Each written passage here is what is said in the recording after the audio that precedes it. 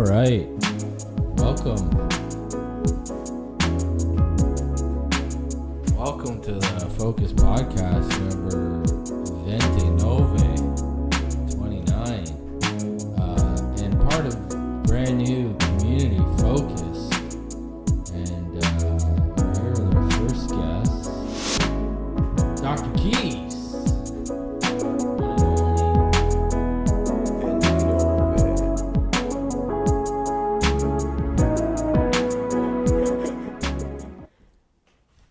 Good to be here. As I abruptly fade that music, I'm controlling everything as well as operating this podcast and hosting it. So, the CPU's working hard. Here, let me just check one thing. Talk to the folks for a second. Hey guys. Here. Welcome to YouTube and all the streaming platforms.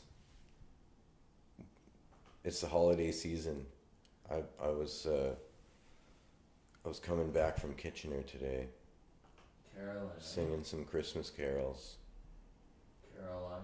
Yeah. It was nice. It warms the heart. Yeah, you're out caroling for a bit, eh? You were how long you been doing this yearly? Like how many years? This is my 22nd season. 22nd season as a caroler, tenor bass. I found the ad in university. Answered it, and it's been nice. It's been a great experience. It always teaches me about the human voice and their parameters. Different ranges of the different singers. I've arranged a few numbers for quartet. Yeah, it's really cool. It's good exercise for the brain. Yeah, and it's like paid gig. Yeah. Yeah, that's the best part, I guess. Really. Making dough, singing Christmas carols, songs, and so you go right up until Christmas Day? Yeah, usually. Some years I've sung Christmas Day, and it's a really busy time. Traveling everywhere. So are you going to take a break after the 25th? There's going to be no music, or there's going to be a break? That was a New Year's gig. I've been looking into 2024. Getting stuff ironed out for different plans, different projects. Where are you eyeballing, are you going to take a break a bit in the winter performance-wise, or are you going to keep... rolling through January, February, or are you going to just kind of aim for specific dates in the future? Because myself, I really have one gig in January, and I'm basically not being ambitious at all about February, and really starting to just book in March, look close, and then road shows into the spring. Mm-hmm. No solid plans for performing at this time. I've been building up my website, sounddecisions.ca, getting merchandise on there and services, working in conjunction with different organizations. Maintenance. To make the connections with everyone, bring everyone together. That's the ultimate goal. So we're going to talk about a few things we had written down. First thing we're going to talk about. First, I'll just touch on everything first, and then we'll go through them. So we're going to touch on a topic community focus, which we've started up here in the beaches, which is like showcasing indie artists, and we showcased you and Dame back December 4th. That was our first show, so we're going to get in depth in that. And then we're going to talk about your album, your brand new album you put out just a little while back. You had your album release party and all that stuff. Listening party. Yeah. And which I got pretty drunk. Well, not pretty drunk. I was happy drunk. I was like controlled happy drunk. And we're gonna just do a recap of our year, of our fucking wild year, and how fitting is it we're ended up here near the fireplace. I can't keep a consistent look with my podcast, but I feel like it's improving. It is slightly improving. You're sitting on a couch. I'm sitting near the fireplace. I feel like it is getting better, you know? It's tweaking. So, so I'll talk a little bit about the community focus thing, and then you just explain or talk about, like, you know, where you see it going and your performance and stuff like that. So, a few months ago, myself and the owner of Spirit Leaf in the beaches, Malcolm, and Ken, who owns Bud's Coffee here in the beaches, we've kind of spearheaded this independent music thing in the beaches called Community Focus, and we want to showcase independent artists here in Toronto like Dr.Keys, and basically do a live stream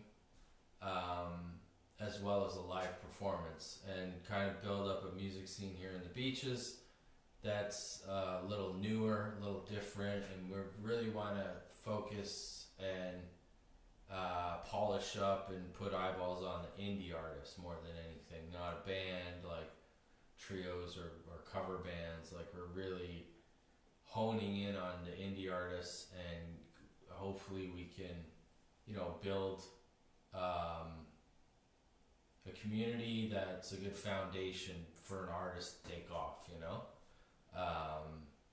and kind of encourage more younger artists, I'd say, to come out of the woods, and maybe, you know, like, we've been around the block, we've touched on every aspect of it. I feel like, you know, you and I and other artists like ourselves have kind of like setting up workshop ways, you know, like almost like a step-by-step of like everything you need to utilize your tool belt as an indie artist, right? And you know, I'm using all the resources I have to kind of put into it, and you are too. Like, you've given a lot to like showcase the talent of an indie artist, right? And I like where we're going with this into the new year, and it's kind of like we're doing it in our backyard. What we've kind of been doing all year in Ontario is, like, you know, us working together with other indie artists and like building that community for, you know, venues, resources, like studio places to crash, like, you know, all these type of things that we need as a community to survive, and not only survive, but like, this is a foundation where we can all take off from. Like, you know, you and I have so many conversations about, like, I think we're in agreement that it's almost like 10 years ago when the comedians had podcasts to help them build their road fan base, get tickets for them to sell shows out of town, get away from the need to have late night TV appearances. You know what I mean? Like, that was the only way to be seen. Like, if you're on Leno or Letterman or all these, or like you needed a sitcom. Basically, like, the podcast gave them freedom and gave them a platform to cater to their own audience. I feel like the live streaming and combination with podcasts are going to give us the opportunity as indie artists to kind of catapult like that, you know what I mean? And also kind of like not needing the label. Like there's no, when we have all this community, that's what the label does, right? Like, and if we expand it to advertising and also, you know, like funding and stuff like that, we don't need the label. Like the labels are going to be almost useless if there's an interconnected working network of artists, you know, that have the connection to the media, to the press that are already independent themselves, right? Too. Mm-hmm. So yeah, I'm basically setting up a theme for this show. So what do you think, like, of that? Like, you know, you've been thinking that way too, right? And like building community building. Mm-hmm. You know. Well, it's kind of like what we've already had, but we're just like repositioning it into a digital form, right? Like, yeah, with the technologies that we have at hand, like you were saying, like like there's the network part, which incorporates the technology. And that's a good springboard for the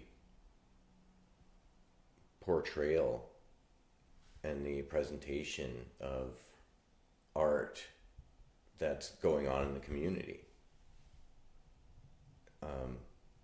And everyone benefits because we keep it local. It gets down to the human level where everyone's supporting each other. Yeah, and it's as far as a label is concerned, it doesn't need a label because it's a community, it's a network, it's media, it's media sharing among the people. I had a nice time performing on piano and accordion, a little Wurlitzer electric piano, some tunes, and it's any opportunity that I can get to continue to develop the craft of performance, and even as an instrumentalist, is a good opportunity. It's always a learning experience. I used to think music was not music. There was a time in my life where I was struggling to find meaning with what I was doing. I was gigging. I was doing basically playing every night, late hours. And one time I was playing and someone close to the band had noticed that I wasn't really feeling it. I felt like, and he picked up on the vibe that I felt like I was punching the clock, because when you do the math, you have X amount of hours to set up for the gig, and you play 3 hours, and then you have another X amount of hours tearing down. Sometimes that turns into an 8-hour night, and it takes a lot out of you, night in, night too. Out. Yeah. You add in traveling. Yeah. Here, put them and the other leg, and the it'll project better. Yeah. And the kilometers. Yeah, it turns into an 8-hour shift, and it's like if you're doing a few gigs a week, and that's good that somebody like gives you that outside perspective too, because I've had a couple moments where I've just kind of see myself from like, whoa. I did it with alcohol where I was like, ooh, that's too much. You can't be drinking and doing that. Yeah. So that was that point of that.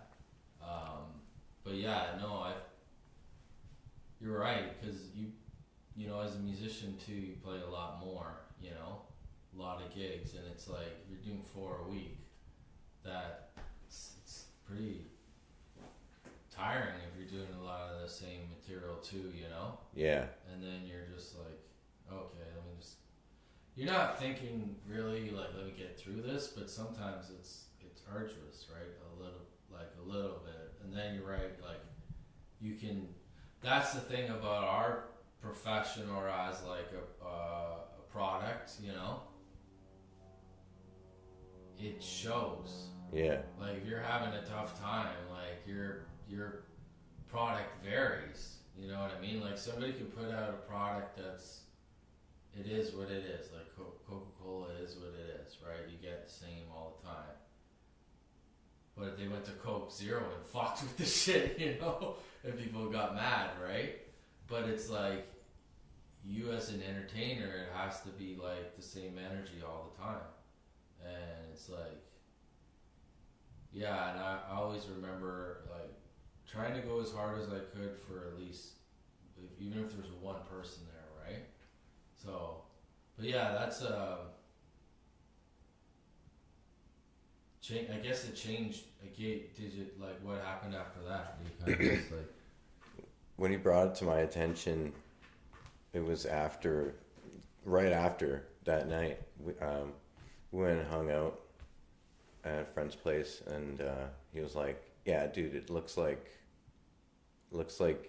you're not into it. Like, why aren't you into it?" Yeah, phoning it in. So I was like, and then I explained to him that I was like, it feels like I'm just really like, ching, ching, ching, you know. And he's like, well, here's the thing, man. It's a job. More importantly, it's your job. You know, you got to do it. Like, you got to be into it. And from that, yeah, man. The bus driver can't suck. Yeah. For an hour in his job, right? Like, he's got to be solid the whole shift, right? Yeah. Yeah, you got to bring his A game the whole shift. He can't lack for an hour. No. But yeah, that's a little different. But no, he's got a point, man. And it's like, people pay dollars to come see you, right? And not only do they pay money to come see you, I find it's like even more, I'm more gracious of people just showing up.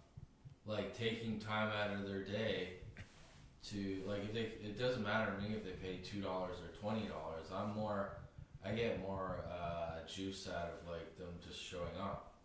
And like, oh, you taking time out of your night to not only like come out in crappy weather, but like take time out of your schedule to come see, you know? Or in this city too, you can go anywhere you want. You can do anything you want. Like, you go to movies, sports, like, there's a long list of entertainment, a long list of things you can do, and like, you could come out and see you play music, you know? It's like, I think some people are aware of it, but I don't think a lot of people are fully aware of like how happy that makes us when people you know and you ask and they come out.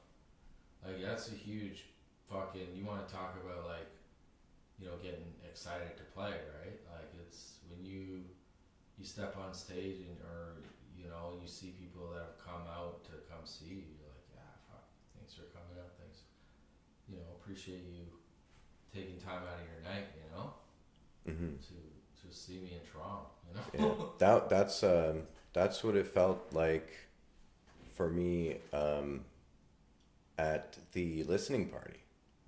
It was I felt it was a great success. It was a great night, man. And the first handful of people I had never met before in my life. It wasn't me that brought them out. You know, it's like it made me feel nice because it was the community at work putting out the word. It's exactly what we're talking about. The last 20 minutes. It's Facebook. It's Facebook the ramifications of all that awesome work you put. Yeah. That that we put in the community this whole year. From January to now. Yeah. It's like the sweetest thing that I picked up from that was exactly what you said, like the random people that came. But it just shows how awesome music is, right? It just shows like people were there for the music specifically, like that. I think I was probably the first to come by. I think maybe there was one other person there, but that girl who showed up on the bike, and she was the one of the 5 you're probably talking about. Yeah. And she was just like, "Is this where the secret location is?" And it's like. She was so happy she found this like secret spot. Like she had just discovered this part of Ossington that she was on this journey or whatever. And she explained to us that she had dealt with some shit before coming, Yeah. So she went through her trials and tribulations to get there. And then she got there and you guys were rocking, like the whole band was just, everybody was vibing, but I was sitting and I was like not, I guess kind of some forms of telepathy was going on, and everybody was like, who's gonna get up and cut a rug first? And I knew it without a doubt in my mind, it was that girl came in on the bike, and I was like, there's no way she's not gonna be the first to get up and dance. There's no freaking. And she got up and she tore it up, and I saw like her face change, and it was like, this is what she came for. Like this is what her gut guided her towards, to fulfill her night or whatever. Like you guys playing for her, that was like the crescendo for her adventure, and. And I think it's a lot cool. It's like it's really cool because it goes back to like when we were in the scene like 20 years ago. We find these spots and you're just like, whoa, this is unexpected. This is fucking cool. This is like, and that's what we can maybe build up with music community where people are just coming. They know that there's an event here and they're just coming with the intention of just like discovering shit and just like discovering the music. Mm-hmm. It was cool. It was a fun night. You guys really did a great job. And then, it brought out something in me that I didn't expect as well too. Because I had thought this song that we played in the intro, the newness. Yeah. This must be a Mandela effect on me or something because I had sworn I had wrote a page to it, but I went through 3 of my books and I couldn't find it, and I was like, dang it. So on the way to your place, I wrote a brand new song to it, and it was good. It felt good. It was good to play it. It was like kind of like being in the deep end again of that, exploring and just like diving in open mic style, but also kind of like I caught a moment of like writing too, right? So no, it was fun. You guys set the stage good. It was really fun, and it was well deserved that night. You guys played all into the evenings of the night. Yeah, it was an early finish. Yeah. As compared to typical experiences. But it was an early start as well. Yeah. And it was a good vibe. It was a potluck. Yeah.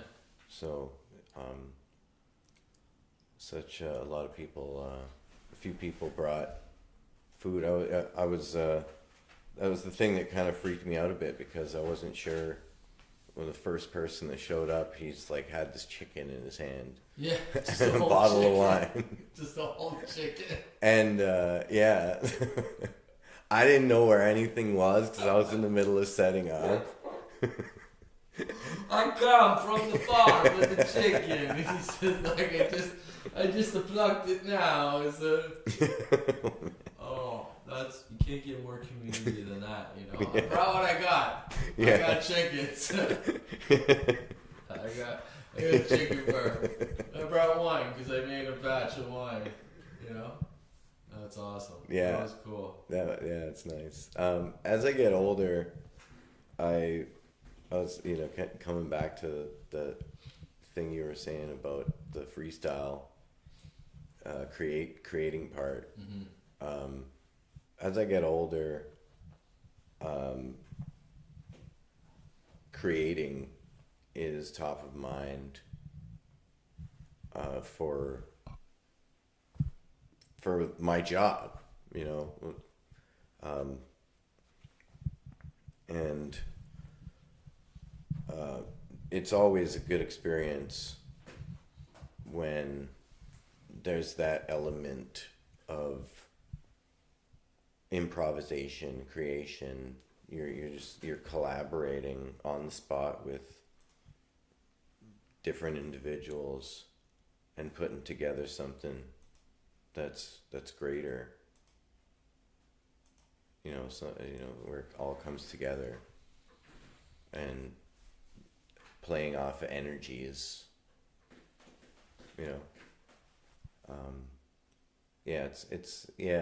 It's always good to keep other perspectives in mind when performing. That's where you're getting a lot of the good stuff too, right? Like the experiences to take back to the studio, really. That's like, because a lot of the jamming, but also like taking a chance on a new thing, like you just made it, so you're gonna, share it, see how people react to it, and that reciprocation, almost kind of like a comedian, right, who has new material and it's nothing without audience engagement, right? So Yeah. It's like also kind of how we work together as musicians, playing together. It's like, playing it for musician friends and, getting their genuine reaction of it. It's almost like an approval of your peers too, and like, but you're also just bouncing it off yourself. You're like, oh, well, that worked. That felt good.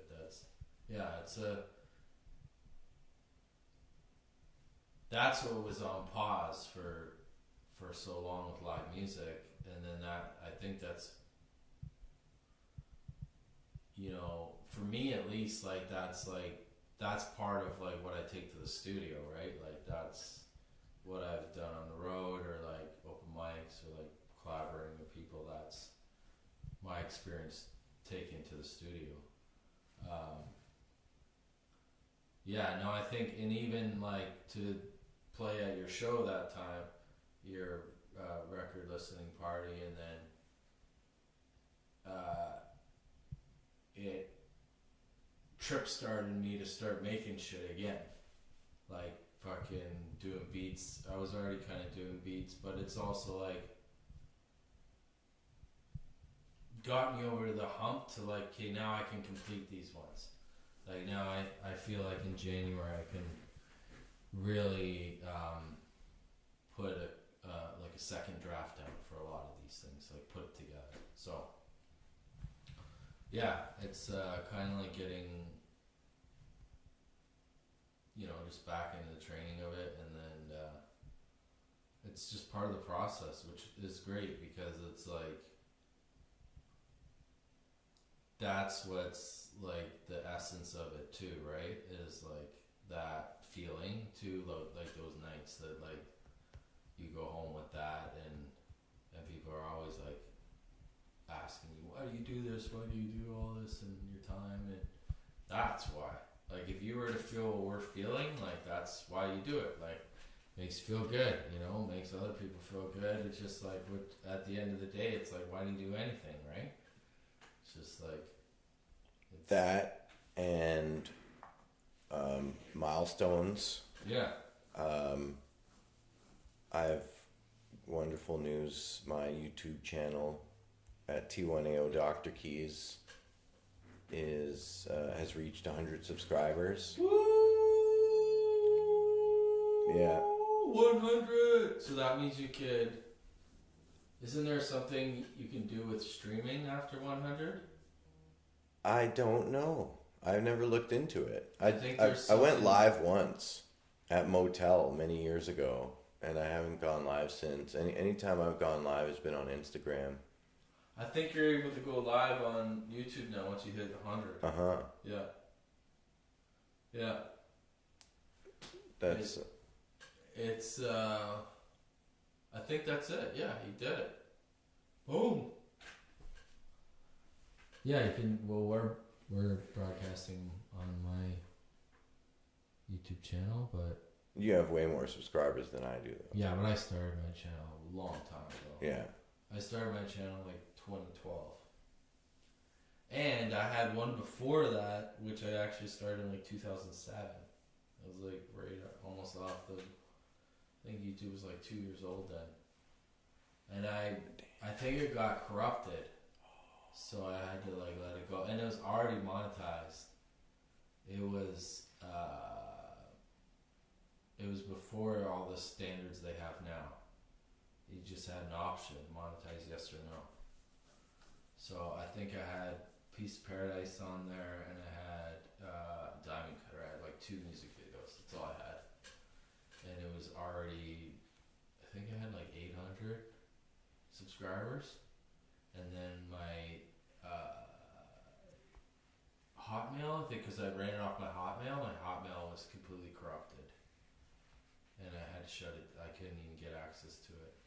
And then, so I just started a new YouTube one, which I started in 2012, and I re-uploaded the videos I already had. And then I started building from there. I had to start from scratch. So that's what I have now, yeah. So it's been at least 10 years with the new one.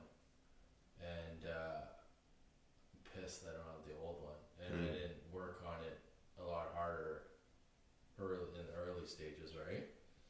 But whatever. I signed up for YouTube, I think it was 2010. Yeah. And I didn't use it very much until about 2018. Mm-hmm. I started uploading jazz piano videos, Mm-hmm. different improvisations, just for the establishing a sense of discipline. Yeah. As far as like what I'm supposed to be doing. Yeah, and then I was able to, I think once you have an account for so long and you have some options, because these platforms keep implementing different things into the like user interface type features into their platforms. So it would allow older users more control in how they present their profiles, right? Mm-hmm. So with YouTube, I was able to change it to T1AO Dr.Keys. And after, I would say it's like 10, 12 years of work to finally get the handle on all the platforms. Yeah, it's a lot of work. It's, and also like, it's not that old. All this shit's only like 10 years old, really. Yeah. Fucking all this shit has only been around for a little while, right? Yeah. So. Quarter of our lives. Yeah. Well, nobody really even had good phones to view this stuff on till like 10 years ago, 13 years ago, not even. Smartphones. Yeah. I think that was about, I thought I was late to the smartphone game. So did I thought, but I was not as late as a lot of people. I still got a flip phone. Nice. Old flippy. Yeah, I could just take a out the Motorola? fucking... Yeah, I could take out it's a Samsung, I think. Oh, that was my next guess. Yeah, it's a flip one, and you can just put the chip right in it, and it works right away. And I think it has access to the internet, but it's like there's no way Yeah, you can yeah. navigate anything. Yeah, I used to have one of those phones. You might be able to find something that just has text or whatever, right? Yeah. Like, but And like the roaming charges were just through the roof. okay, so I went to Europe in a lot in my 30s, and the one time I went 2012, was it 2012 or 2013? And I'd spent the whole month like traveling around. It was 2013. Oh, I went with my friend Ryan, and I just got off the phone with him a couple hours ago. We met in Nice, and he just finished the Cannes Festival. So we rented a car, fucking Skoda, and we drove through France, Austria, Italy, and Germany. And we got lost, and I used my traveling or my data thing for the map. And I contacted TELUS before I left about roaming charges, and they had a 95% deal on roaming charges, right? Yeah. And I was like, I got home and my bill was $5,000 in roaming charges. Man. And I was like, I called them and I was like, I'm not fucking paying this. This is insane. And I said, I was under the impression that like there was a deal. And they're like, no, there was no deal. So I found the flyer they had sent to me. Actually, it was like, you know how they had the ads at the top of your bill? So Yeah. there was an ad, and I found it, and I scanned it, and I sent it to them. And I said, this is your ad. It said 90% off all roaming charges. And they're like, fuck. So you only had to pay like $800? No, they totally voided the whole thing because I said this is false advertising. You lied, and basically you told them like this is like theft, basically. And I'm like, yeah, I used it, but under the impression that it was 95% off, you know, with your ad. So I got like way up the ladder to this high up executive in BC in TELUS, and he waived the whole thing. He was like, so sorry. You know, Nice. and I was like, but yeah, there's been known charges against TELUS about rounding up prices. It's a case, actually. You can look it up, but there's so much. Right, I think I gouging heard that about goes that. on, but you know, until you catch them on it, so many of these companies have gotten away with like price gouging. You know. Yeah. It's, Rogers. I thought the amount of money one bill came back was bad, but $5,000, that's It was insane. insane. Basically used. It was really for like, yeah, I used it a lot. I used it pretty much all around Paris, Venice. I got lost around. I used it when we were driving through Austria. I basically used it a lot. And those data packages were expensive. Like 10 years ago, the Yeah. roaming charges. Anyway, should we shift gears? Let's talk about your album. Let's Level Up. Yeah. So here's a still of the. It's the album. That's the Dr. CD Keys. cover. It's Yeah, tell the folks a little bit the about new album. album. Took about a year to make. 2023. There was a lot of stuff that went on all over the world. Level up. You know, all sorts of stuff going on. Too many to mention in this here podcast. Don't mention I won't. it. Don't mention it. Yeah. One of our sayings we picked up over the year touring. Don't mention it. That was on the Mansion to Mansion tour. Mansion to Mansion tour. Yeah. Don't mention it. Yeah, tell us about the album. How many tracks and where to get it and all that shit. It's 10 or 11 tracks. I look at it as two halves. They're both very close in length.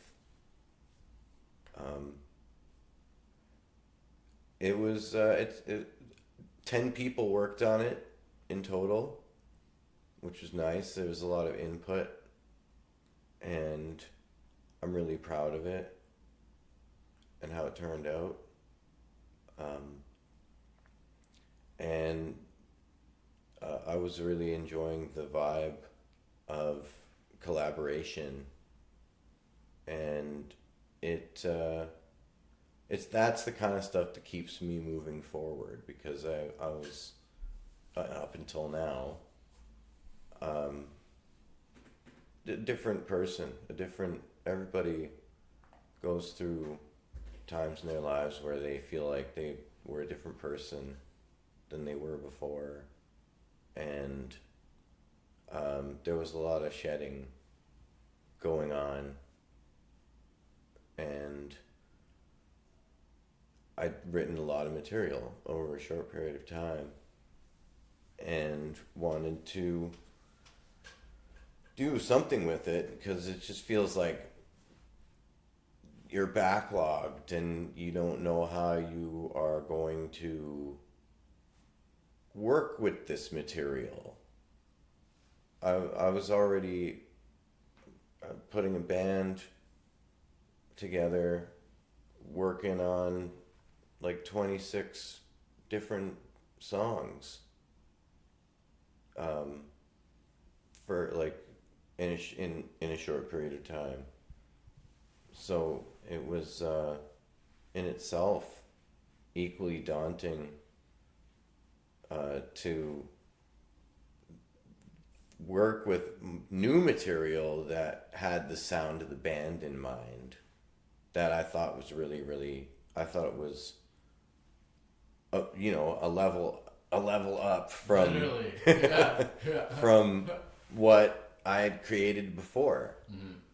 So it's been a lot of work over that period of time. Starting earlier this year, getting the band really tight with performances, and really getting into that collaborative spirit where, the more we do it, the more collaboration there is, where we just put our own spin. Everybody puts their own individual spin on the stuff anyways, because music is always breathing anytime. Listening to it on headphones or speakers or in a vehicle, or live, feeling that those vibrations pouring into you. It's always going to be different every single time, because time always changes. Every single time, pitch or rhythm or the distance between the notes relative to the elevation of a certain town. Like, it's that, maybe it kind of like that thing with hard-boiled eggs, but with music instead, just like pitches. I had a conversation with a colleague about like, what pitch is it? Yeah. And I was just thinking about, it could be different because of like barometric pressure, where it's like just a little bit flat, or and like the frequencies, there's like the overtones have a lot to do with it as well. And that, it gets me thinking about itself. I just think about music differently every single time, and that's another thing that keeps the momentum going, like personal momentum, and the desire to keep doing it as a job, the coolest job in the universe. Yeah, like I feel like it has a lot of instances in it to help you navigate life too, like get through life, right? It's like working at something hard, you know, like pushing yourself to the limit and like bringing the best out of yourself too, you know what I mean? I feel like music is, at least for us or for myself, I feel like music is a good measurement to like get the best out of yourself, challenge yourself, push yourself, like explore into the unknown more than anything, and just kind of like trust yourself, trust your instincts, really, about like a gut feeling or a heartfelt feeling too. You know, it's more, I guess this is the thing that I do mostly that's most heartfelt, right? Like you're gonna trust your heart more than anything. And then branches out into your own instincts, into your own intuition, your own wisdom, right? So it's like,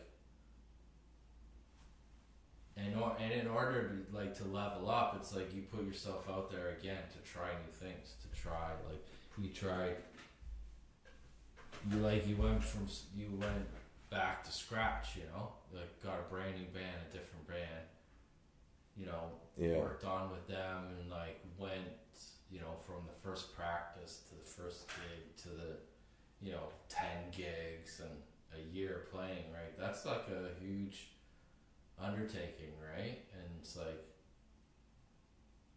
you could have just kept doing the same albums you've always done, right? But it was like a new, like, level up, like it's a huge new level up.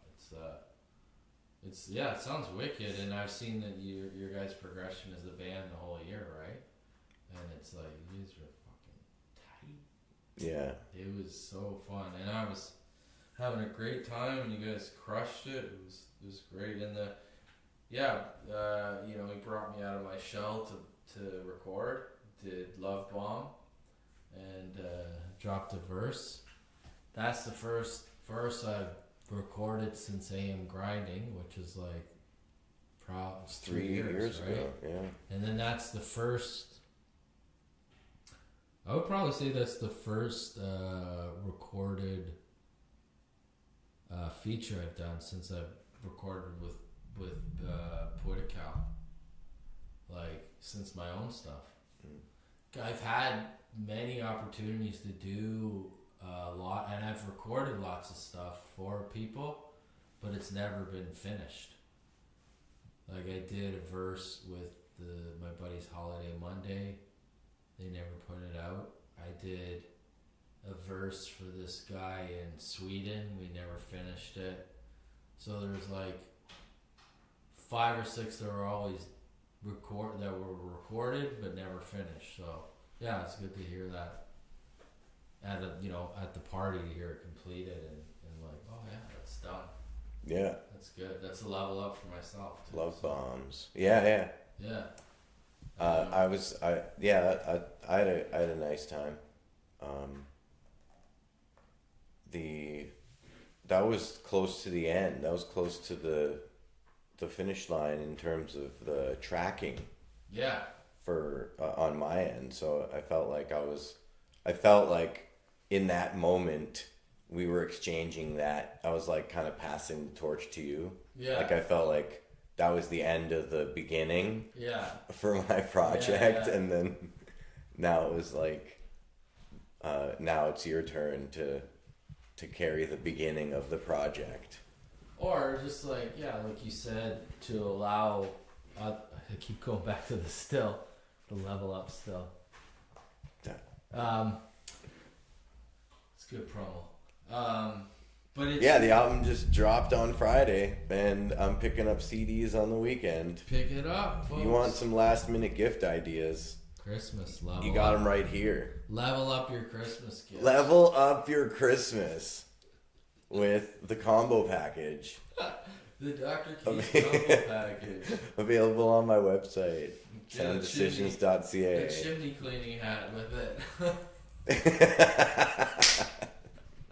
I love the hat because I was a bad guy in your video. I need to. Oh yeah, you were a henchman. You were Yeah. like the main, like the, I guess the. I was the What, vice- bearer of bad news. The vice, dude. yeah, like you know the, like card game asshole. Yeah. You got the president and the vice president. Yeah. You were like the vice asshole. Yeah, I was the sphincter. I played the asshole, I was like near the asshole. and yeah, I met a timely demise, thanks to our heroes.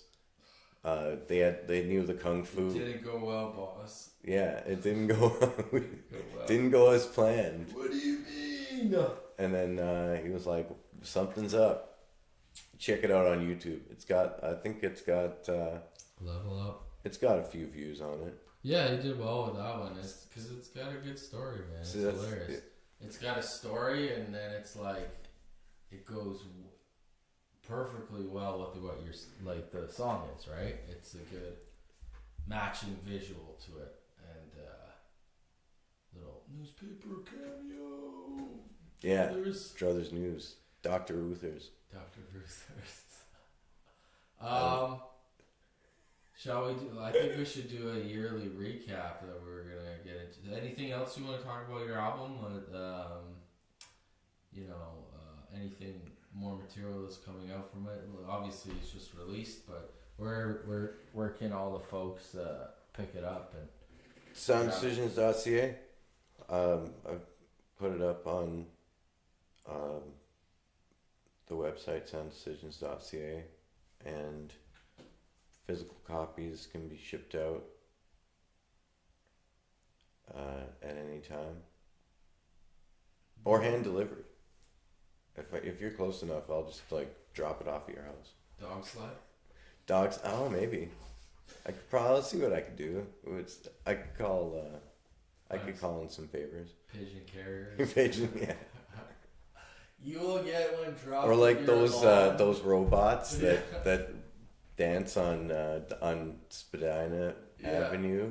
Yeah.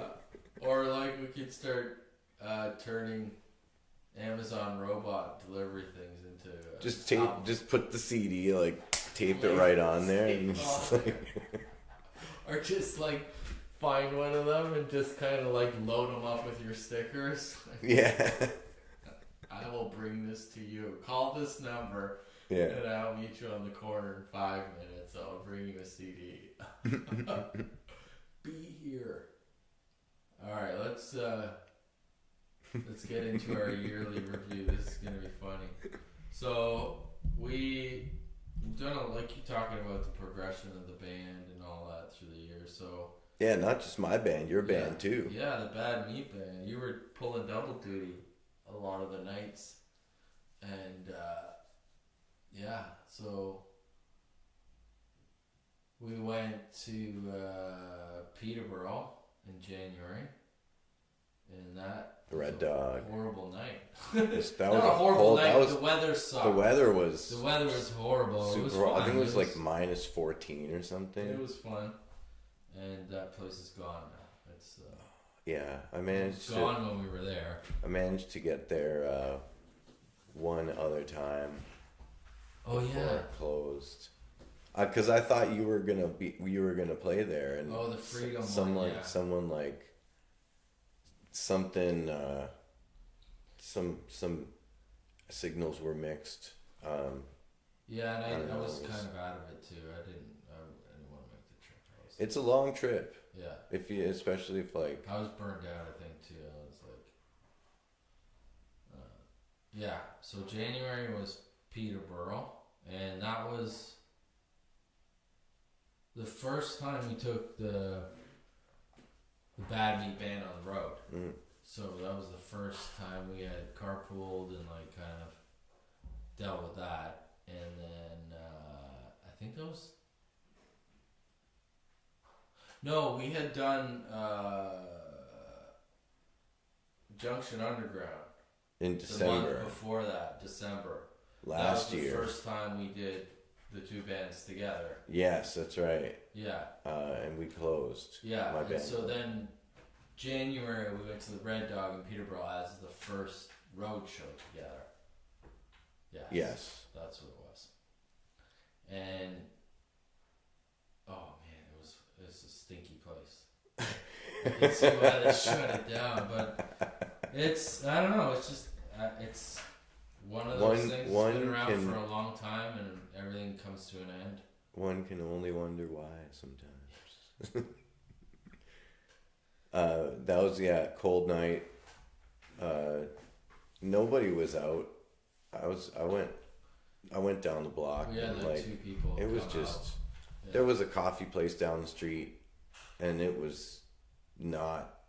It was quiet. Like it's dead. not. Yeah. I think we had like 2 people, about 4 people in total. 4. Not at the same time, but they were like Right. 2, Yeah. and then 1 came, and then Yeah. 1 came. Yeah, you want to talk about February? Lee's Palace. Lee's Palace, which was probably my favorite gig of the year, one of them. That was a nice gig. Yeah. Hanging out. Pleasantly in surprised. the green room. It's I'd played Lee's Palace a couple times before. Or I think only one time before we Me too. played. And I never it was different. It was a little different. It was interesting. No, I think it was twice before. I just never kind of, and I didn't really take advantage of the amenities. Yes. But it's a good place to just chill out, zen out. Enjoy everything we're talking about, like the essence of it. Yeah. That definitely was a night where, like, man, this is fun to do this. And, like, it's one of those nights where you're thinking about 100 things, though, too, and it's kind of, and when you're in the moment, it's kind of scrambling. But when you walk away from it, it's like, that was a good fucking night. That was fun. Yeah. Like, we did a Friday night in February, and we pulled, I think at least, we had over 100 There was people. there was like 125 people, which it's not full Lee's Palace, but that's a good that's turnout. almost half. That's a I good think, turnout isn't it like 300? Yeah, I think it's 300 capacity. But yeah, we had Super Psyched with us, which was cool because they were veterans, but they hadn't played a show in a long time. Mm-hmm. I think it was like more than 10 years they hadn't played. Wow. So they had a big hype, a bunch of people that wanted to come and see them. And then Fifth Project, who we met at Horseshoe. And we did like a showcase at the Horseshoe. So they played. It was great. We had 4 bands and everybody was cool and everybody was vibing together and like everybody was respectful with the turnover, you know what I mean? Like everybody didn't overplay, right? Like we just kept it within our 45 minutes and it was a great night. It was and I love that green room. That's like probably the coolest green room to hang out in. Overlooking the stage and it was fun. It was great. And then I went a month later and saw my friends there from Philly. They were on tour with this bigger artist, this DJ, and they had the place packed. It was full capacity. It was, but yeah, that was fun. That was one of the better highlights of the year. That was I had a lot of fun there,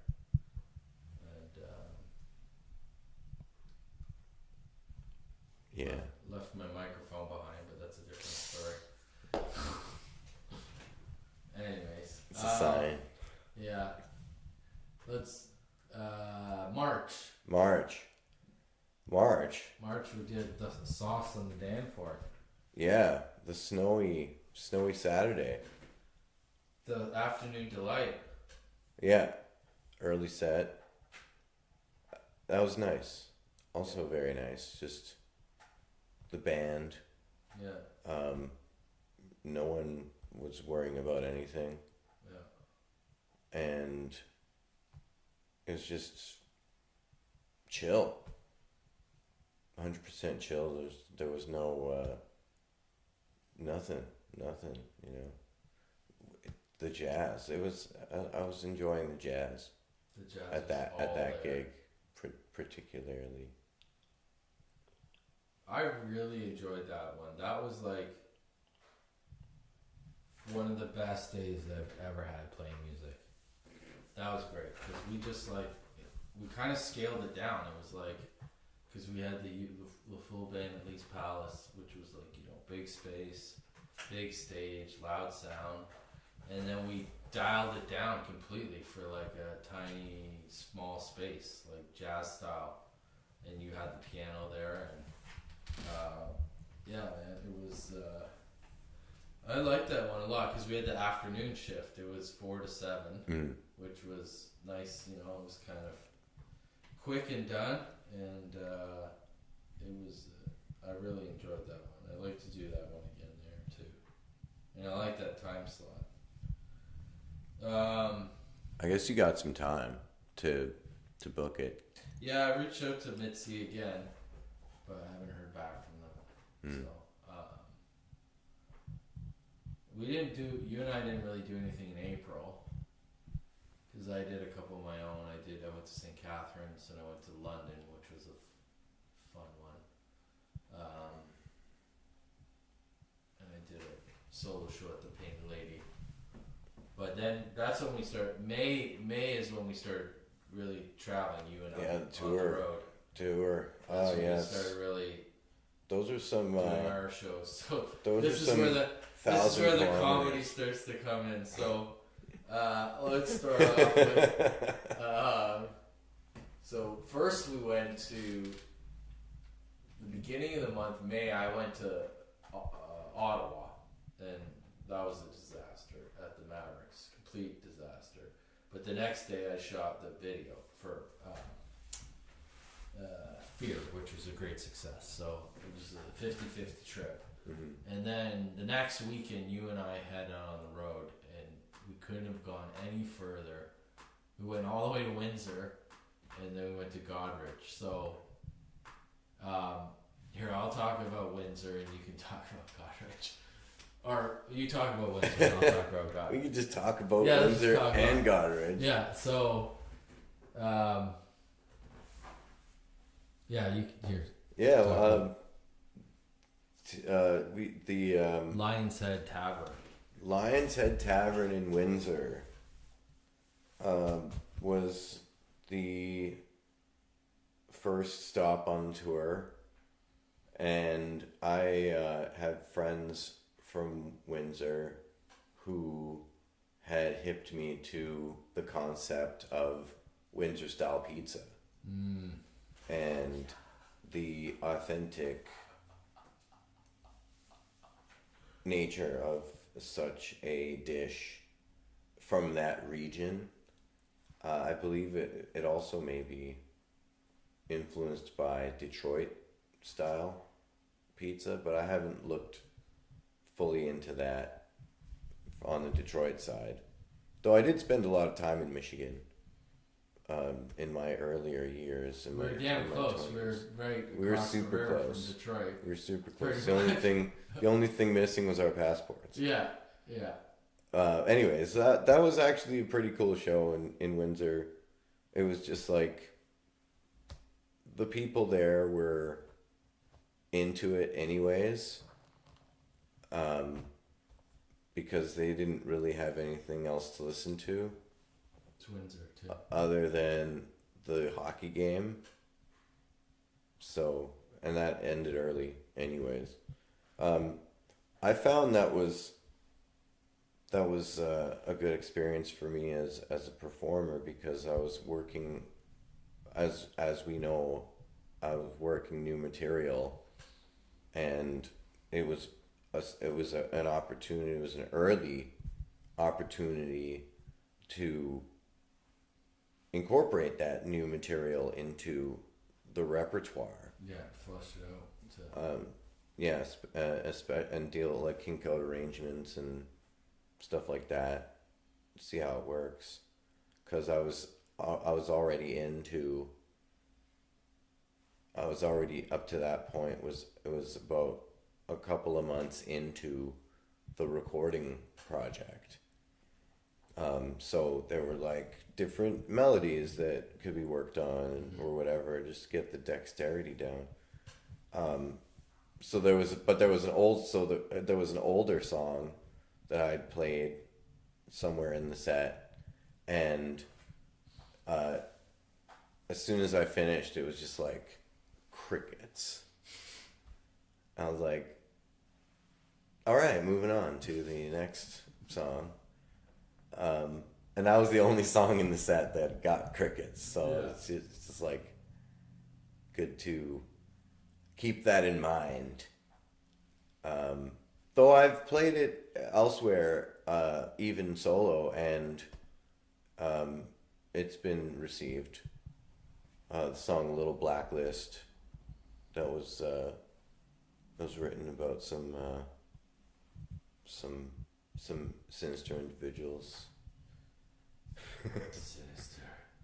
That was or not. I really like. Well, like there was silver lining moments in that show. Yeah. Like there was a lot of things that, like being on the road, you learn, and also kind of like you start to take more control of everything.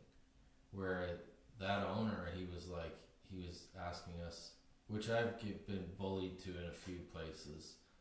Oh, just let the people in for free, like no cover charge, and we'll work out something with the bar. And it's like you end up getting screwed because you don't have anything down, like in an email or anything like written down, right?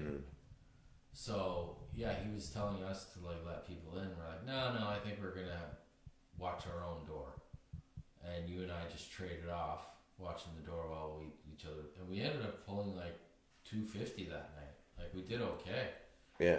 And then we had a few people that were really enthusiastic. Like remember the one girl, these two girls. Oh man, they were losing their marbles. They were.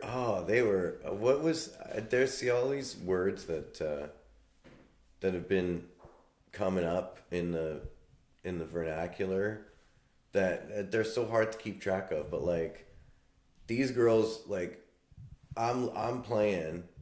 There were two sets of girls. Remember the first set, and then the two really big girls that came. Yeah, the ones in the back, the right? Back, yeah, full. But the ones in the front, they were crushing it. They were crawling on the dance floor at one point. I'm playing, and they're just like grooving. I'm playing whatever tune. I forget which one it was. I think it may have been Turning It Up or something. Yeah. And I'm into a part.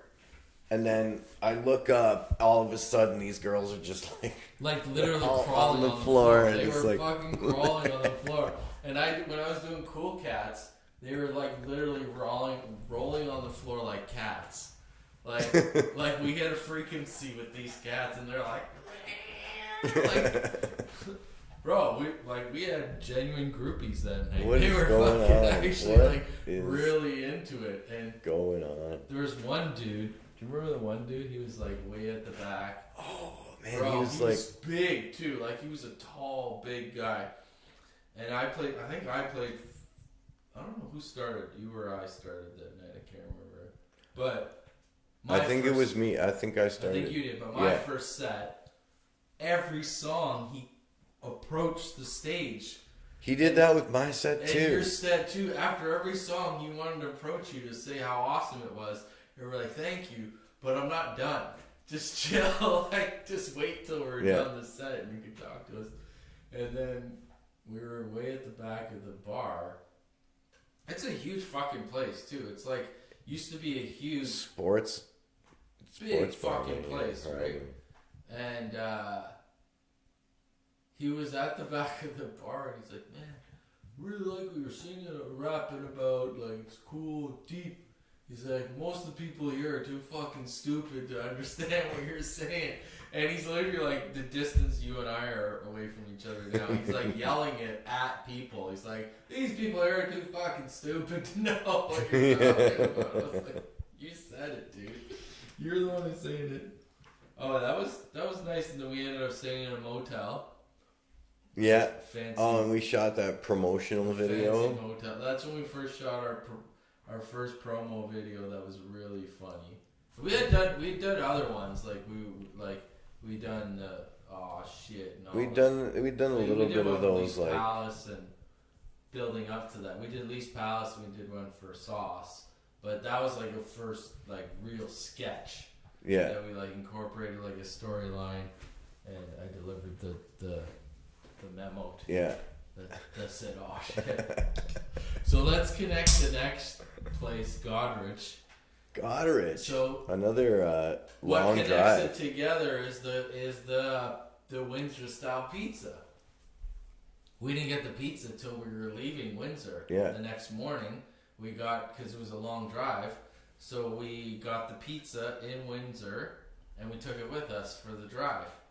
And we kept reaching back to the back seat to eat slices of pizza. We didn't finish it, and we brought it into our hotel at the Bedford Hotel in Godrich, and we had pizza for like the next night, eating that. And the morning after that, I think it was still breakfast pizza. Breakfast. It was like still in the back window of the car, and we're still like, yeah, that Windsor style pizza really fucking lasts long. So then I made Windsor style pizza for the listening party. You did. It was delicious. Thanks. So we go to. I contacted this guy in Godrich, and he got us a gig at this restaurant. It's like a family, stuff your face full of fried food, generic beer place, Yeah. And it's the Bedford Hotel in Godrich, and it's a place called Patty O'Neill's, and it's basically like like regular sports bar families go. And so they stuck us in the corner, and there was no stage. So they're like, here's the clear out this corner, right? So you and I set up, and you opened. And because you did an hour, and then I did an hour, and then we were going to jam together. And then we both did an hour. So this is where the comedy really starts. The comedy gold starts here. You played, and I was like, people were taking it as if you were just like background music in a way, right? Mm-hmm. And then I was like, fuck this shit, we're too good for this. And I kept telling you to turn it up, right? So you turned it up, and then people were getting into it. And then when I started, I pissed a lot of people off. From my vantage point, it didn't look like you were pissing that many people off. But if you but there were definitely a couple of people that came up to me, and I could hear, I overheard like maybe like one or two, but compared to the rest of the crowd that was there, there were quite a few more people there that weren't offended by it. Yeah, they were into it. That was the first. It was like shock. They didn't know what it was. I saw kids that were like into it, like paying attention to the performance. There was a kid, and like grooving. There was a kid right behind you. Where you were sitting right behind you, there was a young couple that came in, our age, I guess, and they had like an 8-year-old, 9-year-old kid, and he had his back to me, and he turned around like this, and he was like, "What is this?" He's like cussing and swearing. He's like, "Fuck yeah!" He's like, "We're coming here to have a nice sit-down meal, and I'm hearing this shit." He was just like, "Yes." His parents were like, alright, you're gonna hear it here, I guess. But the best part of that day was, we stayed in a hotel. We got to like walk up to our room after. Yeah. And the best was the shitter with a view. So you can tell the folks. about that. I could see our hotel room from the outside where the breakfast area was. So it was breakfast area, and then the back that looked, and it was a nice view. Like the loading dock, like the back. The back entrance. And You went for a it's just smoke. nice. You went for a Nice. smoke. It is a nice view. But so you go to look out, and you look up and you notice that where you sit at the toilet to the left, like here, is a huge giant rectangular window. So as you're shitting and looking out, like you just have a great view when you're just shitting there. Yeah. Shitting there when you're shitting You're there. just shitting there. So we started singing this song, Shitter with a View.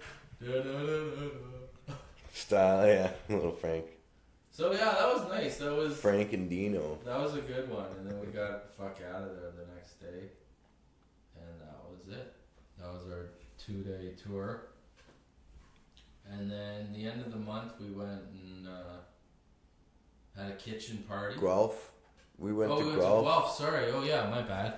We went to Royal City Studios, which is Kaput's too. Now That's defunct. another one that didn't make it. Man. Okay. The Bad Meat Band We're just shut down venues. The Bad Meat Band is shutting venues down. Man, okay. Dude, don't book us. Your venue Man. shut down. Man. So that one was nice though because it was like a recording studio that they kind of turned into a live venue too. And I just don't think it had, I don't know anything, but it seemed like a tough to get to place. And I guess if you don't have the right social media, it's not going to get out there. Right. It was close to the brewery. The Wellington Brewery. They make some neat stuff. Yeah, it'd be interesting if they had a deal with them or I don't know. I don't know the backstory. Yeah, who knows? But we can never know. Yeah, that one shut down. But that one was really cool. We got a good recording out of that one. Mm-hmm. And some dancers. some girl came out of the middle of nowhere and showed up, and she was pretty serious. She was like, thought it was a date with me. And I was like, Oh, wow. oh no, I invited you out to come to see a show. This was in a rendezvous. This was, that was interesting. Man. Yeah. Man, all these places that we visited had some different extremes, but Characters. It seems like characters and like recurring, not necessarily recurring themes, but like there's an overarching theme. We were like bringing people out of their comfort zone, I guess, or like people that are, Yeah. Yeah. There seems to be at least one person everywhere. Now that we're reviewing this shit, there's, oh my god, there is One person? fucking distinct person. Holy shit, man. Even at Peterborough. I was It's just kitchen gonna party. say Peterborough. So Really? Okay. let's move on.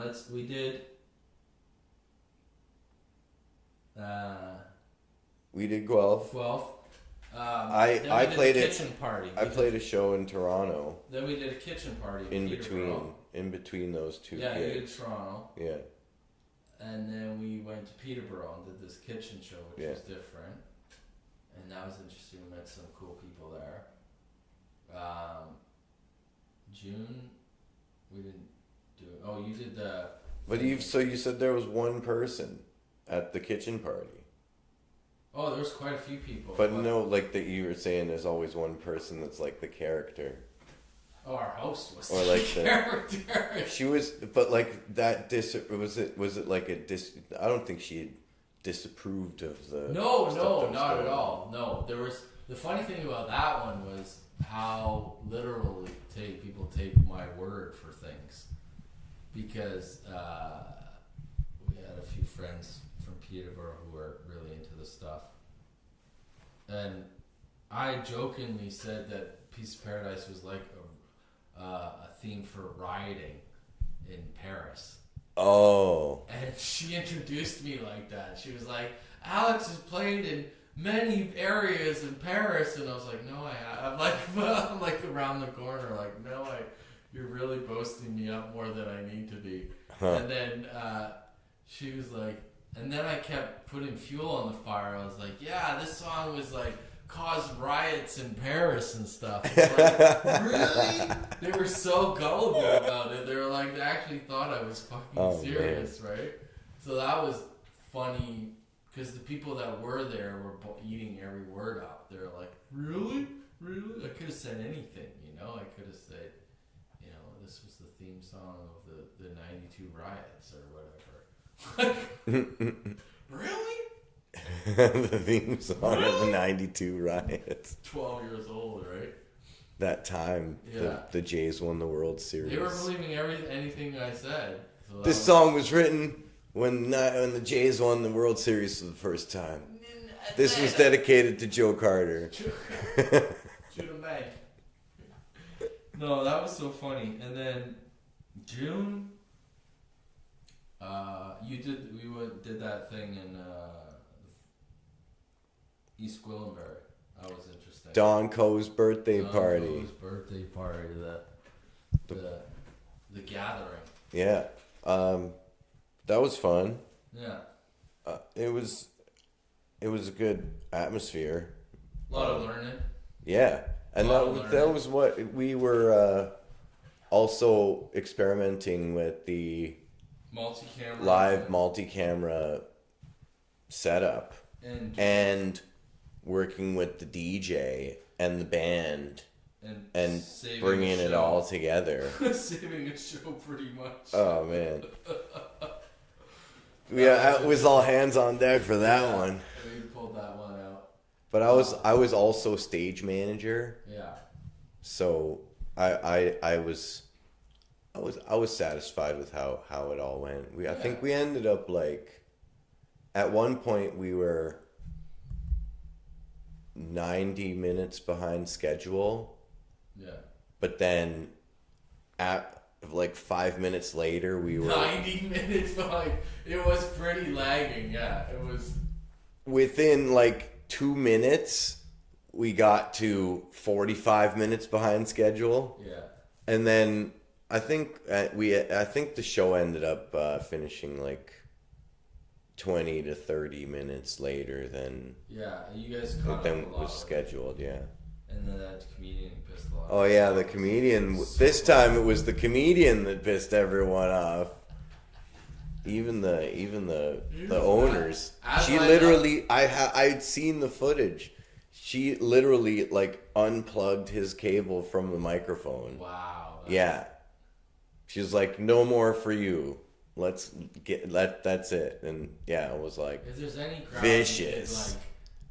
Pull the political correctness away from. You never know these days. That's the thing. I mean, we could talk about anything. We could talk. Well, I mean, we could talk about this as part of the year in review, because you know what else has gone on in this world that's polarized people. Yeah.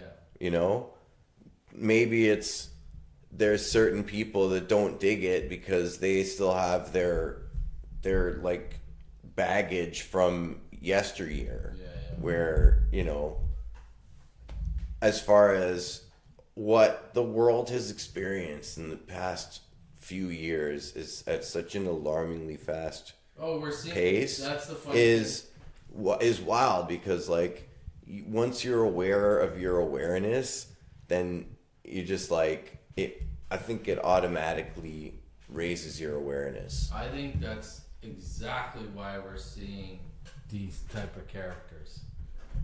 It's a result of all this stuff. So everywhere we go, there's somebody that's like on the edge. So yeah, it was interesting. That was a good time. So then we went back to Peterborough in July.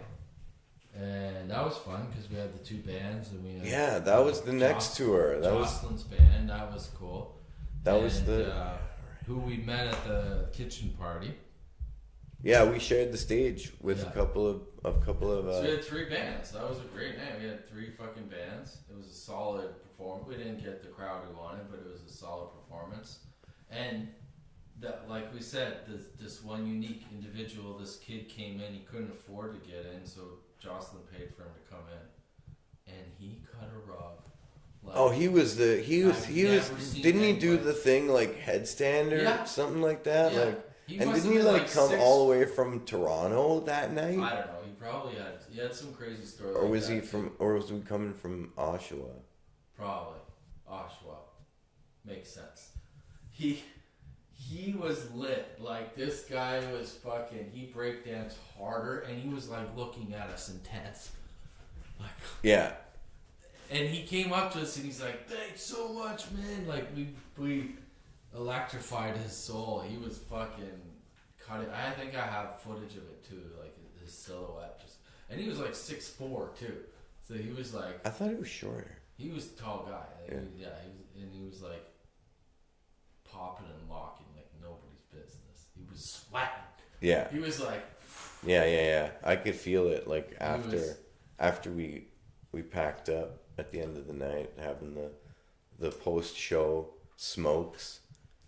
I could feel the energy. I could feel the work that he had put in like, on the floor. He had just got off a cheer squad or something, and he was like, yeah, "You guys are awesome." Yeah, like he was really like right off the dance floor, off the top. Like he ran from the cheer squad to the venue. I gotta tell you about this. And then he just like cut a rug, and that was where he was. Like that's where it was at. He was fucking like intensely dancing. It was vigorous dancing. And then the next day we crashed at Debbie's, who hosted us at the kitchen party. Crashed at her place, and then the next day we kind of did the opposite. This little Peterborough Sterling tiny place in Sterling Brewery, Long Tooth Brewing Company, and these guys were the coolest fucking guys. They have their own little brewery in what was it, like a storage? Storage Shed container, and they doubled up, I guess, so they broke the wall down, and they have this bar in there they've made, and then in the corner they made wasn't even a stage. There was no stage, but there was like a speaker stand. There was a piano there. You brought your speaker stand. We used your yes. PA. Brought your PA and your mixer, and they paid us well. We split whatever. Oh, the food was excellent. It was the chef's last day. They gave us the food for free, and then they gave us beer. All our beer tab was free.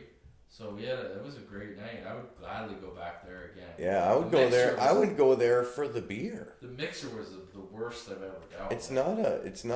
It's not the shortest drive. No, but it's not the longest drive either. No. It was fun though, and it was like we had a little bit of time off between, and we got to relax and went to that like lookout point. Yeah, we went there before the gig. Yeah, so we got to like soak in exhilarate ourselves. Yeah. Yeah, I looked over Belleville. Yeah. Classy Belleville. And then the next month, August, I went with Jocelyn. We went to Ottawa and Wakefield.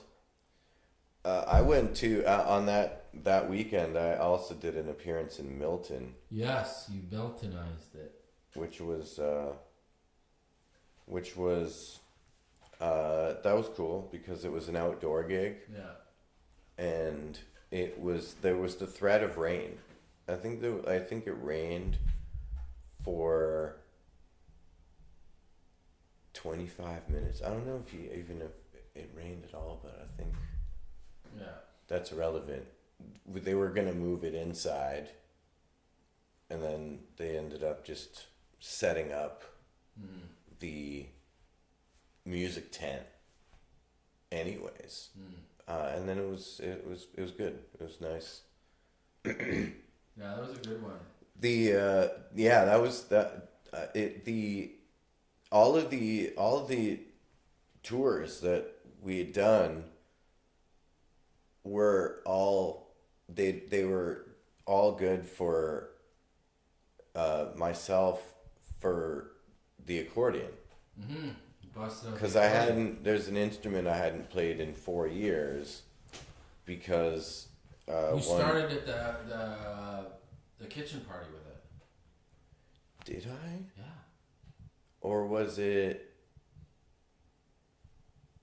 Goddard? No, no, no, that's right. Yeah, no We accordion didn't bring it until in Godrich. no accordion until the kitchen party. Yeah, the kitchen party was the first thing time he brought it out. So August, yeah, we kind of, and the end of August we did. Oh, I won a tomato plant at that kitchen party.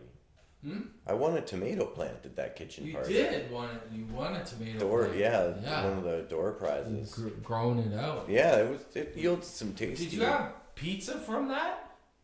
Not from not from the tomatoes, but definitely salads. Even on their own, like just they were little grape tomatoes. They're tasty. Oh, super tasty, Yeah. juicy, Yeah. juicy tomatoes. Yeah. Sorry, Yeah. No, just not yeah. covered in pesticide and shit. But the development of the craft, right, is always top of mind Yeah. at any time, right? We threw it into so many scenarios this year, and so many tests, you know. Yeah. And then Sometimes Yeah, and then some we you did, pass, some you fail. end of August we did Doc Ellis here in Toronto, Yeah. and you know that was a hard one to get people out because it was a basement and it's tough, you know, it's a tough sell, and it was fun though. We did, you know, full band. Jocelyn was out; she got to do her stuff with you guys and the whole band, and it was just another way of working stuff out and kind of, you know, running through everything. And then now we get to the best part. The worst. Do you want to take a break? Yeah, we're gonna take a little break. Probably the worst tour we've ever done in our lives. Basically, it broke me and you like we were broken from this. But out of it, the best stories and the funniest shit, bar none. Like, and the funniest characters. So, we're going to come back with that in 2 seconds. We're just going to take a little 2-second break. We're going to level up and we're going to put on that one. Novità di tutto. Novità. I'm going to put it on loop. And we'll get you some Aqua. some YouTube money from that. Or SoCan, should say. Let me be right back, folks. 2 seconds. Some aqua. Revolver.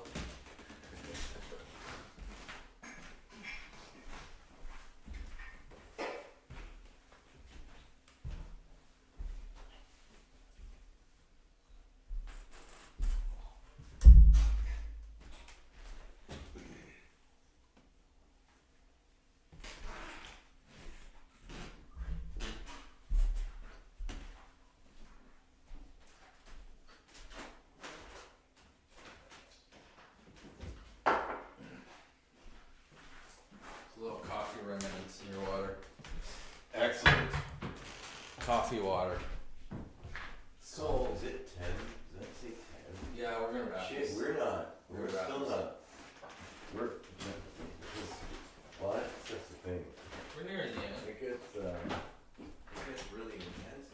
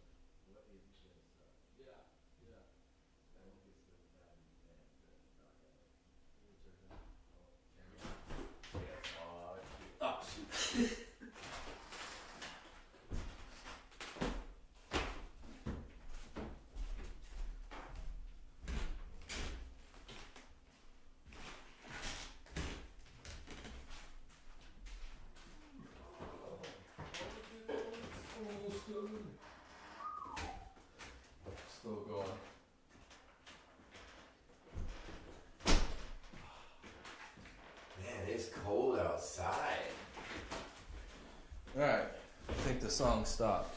There we go. Oh, it doesn't repeat? No. Alright, we're back. So much for YouTube. Yeah, we're back. Well, what? Don't you get like 12 hundredths of a cent from YouTube or something? Or is it like... No, it's about the SOCAN money, really. SOCAN money is good money when like it's of, in high volume. Out of YouTube. I've never gotten SOCAN money from YouTube, but I've gotten SOCAN money from radio play, which is neat. You know, it's a good little check to. You know where I think of getting the SOCAN money is your instrumentals in your live stream. Is it from my instrumentals? So if you do live streams and you incorporate your instrumentals into it, that's where you're gonna get money from SOCAN, and that's so where I'll probably get like. I got some because I did so much streaming in the lockdown, and I used all my instrumentals. Nice. So that's where some of it came from. Nice. Yeah, let's finish up our tour story. So. Oh, this is gonna be good. It's gold, Jerry. This is fucking gold, man. This is like stuff songs are made of, you know, like almost like white trash material like Eminem would have, you know, like almost like from his a bit of that vibe the all lady weekend. That we interacted with. There were a few people. There were like, a few people a like character that different characters that if you embellished it. Like, you could really make a Slim Shady track out of it. You know what I mean? Like, definitely. Like a fucking, his first LP, you know? Yeah. So first stop was Oshawa. I'll take, you go ahead with this one. The Labor Day Focused and Dr.Keys Labor Day weekend tour. Extravaganza tour. We made posters and everything, and I got to take one home at least. We went all out. Yeah.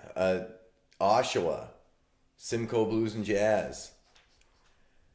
There were a cast of characters at that one, it was like, you know, kind of superhero. on the surface, it kind of reminded me of the Lion's Head Tavern. Yeah. In the tavern sense, where it's just like a joint.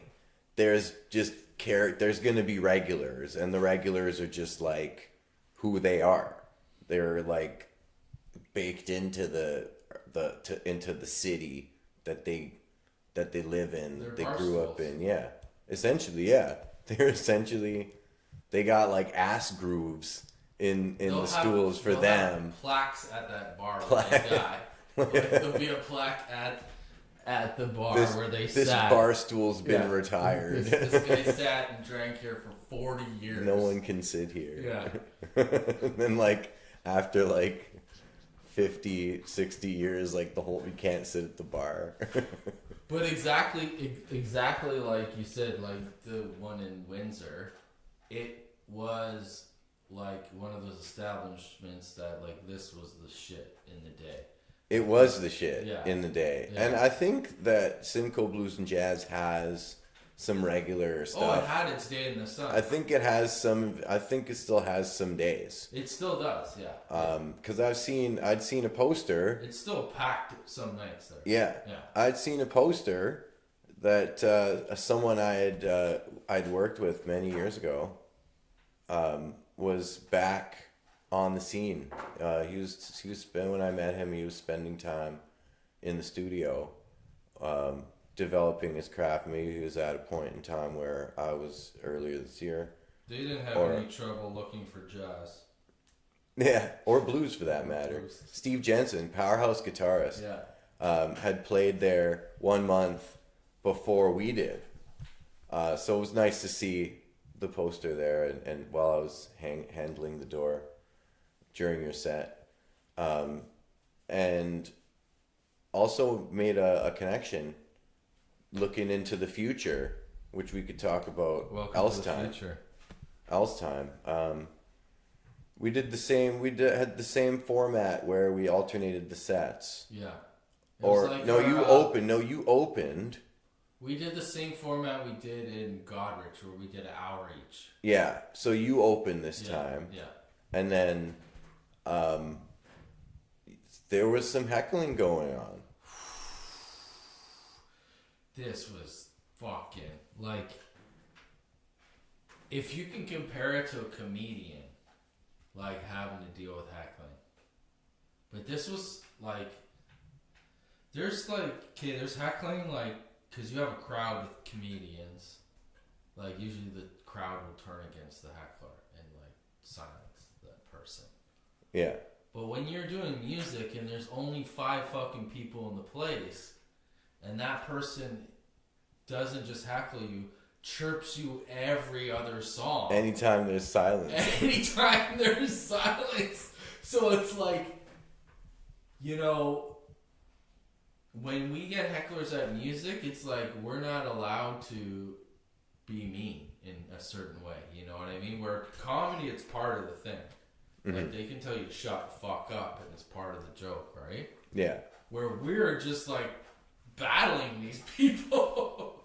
Like, she was angry. You can, let me hear your description of what went happened. That was wild. Because you were the viewer. I was in the way in the back. Yeah. And I also had, like, buddies that came out. I was like, check. I was like, also mingling with some folks. Yeah. But this it's so good. I think it was like 3 songs in, she just started chirping. And she was right at the bar. And you had it programmed so that it was seamless into the next tracks. So that was, I bet that posed a challenge when she was just like in there and you didn't really have time to snap back and shut her up. But you got through it. Yeah. Because that's what we got to do. You know, just like, I kind of look at it as like, just you put up this wall and no one can penetrate that. Just do your thing.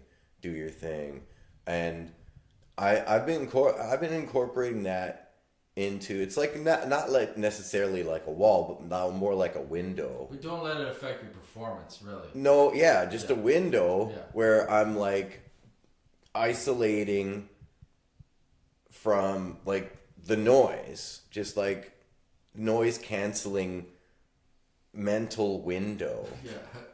And you have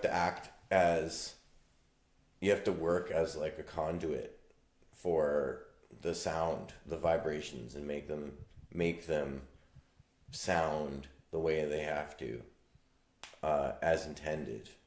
Well, it comes back to exactly what your friend was saying about you, like how you were lacking, right? Yeah. Without you having that care, there's no way you could defend against somebody like that. Yeah. Because you'll just buy into what they're doing, like, and argue with them, and then you lose, right? Because you fuck your show up. Yeah. Right. Yeah, so because you get. It's the same form of professionalism, like in your own head. You bring up the best of your professionalism to bring the best product forward, and then at the same time, when you're compromised of it, you have to stay in the pocket and stay focused, right? You have to. Yeah. But she didn't. She was like throwing little jabs at me. She was kind of like, she was like, play this, and she was just shouting from the bar, like turning really, just play this, and I was like, we're here doing originals tonight, da da da, and then she just kind of kept trying to chirp me, but I didn't really bite back. Oh, the funniest was she got off her seat and she came right up to the stage and she was like, do a freestyle, and I was like, I'm not gonna change the format of my show just because you're requesting stuff, but I happened to have a pocket right there. There was like the end of Educate where it was just kind of instrumental, right? Just repeat some sort of line at the end and finish off the song. And so I busted out a wicked freestyle.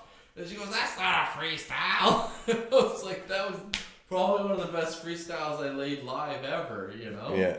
And she just doesn't even know what she's yelling about, right? And we later found out that there was some other stuff Oh, that transpired, but that was a more on Patreon. that in a minute. Yeah. She was particularly vicious towards my set Yeah, she got really... for whatever reason. So we changed over pretty quickly. It was like 10 minutes. You were Not even. It was because we had everything set up You were ready for to the go. solo performances. Yeah. And then it was just like no dead air. Get into it. So I did my hour. Now I'm watching the front door. Did I start on piano? Yeah. Yeah. So you start. Yeah, and then I finished on accordion. Yeah. So this is when she starts. Really Oh man, I tuned it out because I was just like, there were so many things that were on my mind. Most notably, what I'm playing. No, don't make any mistakes. Minimal interaction with the audience, like when needed. There was someone else, Chris, our buddy Chris. He asked me to play my number one favorite song or something. I forget. But something that I think it was like a number one song, like play a number one song. And so I just it happened to be the former number one song that was playing on my Spotify channel. Oh. It may still be the number one song. John Mayer off the album In Suspenders. So I ended up playing that song But for she him. shouted something at you right before that. She was like, play a certain number one. I'm gonna play my number one. Oh, that okay. I got it mixed up. Yeah.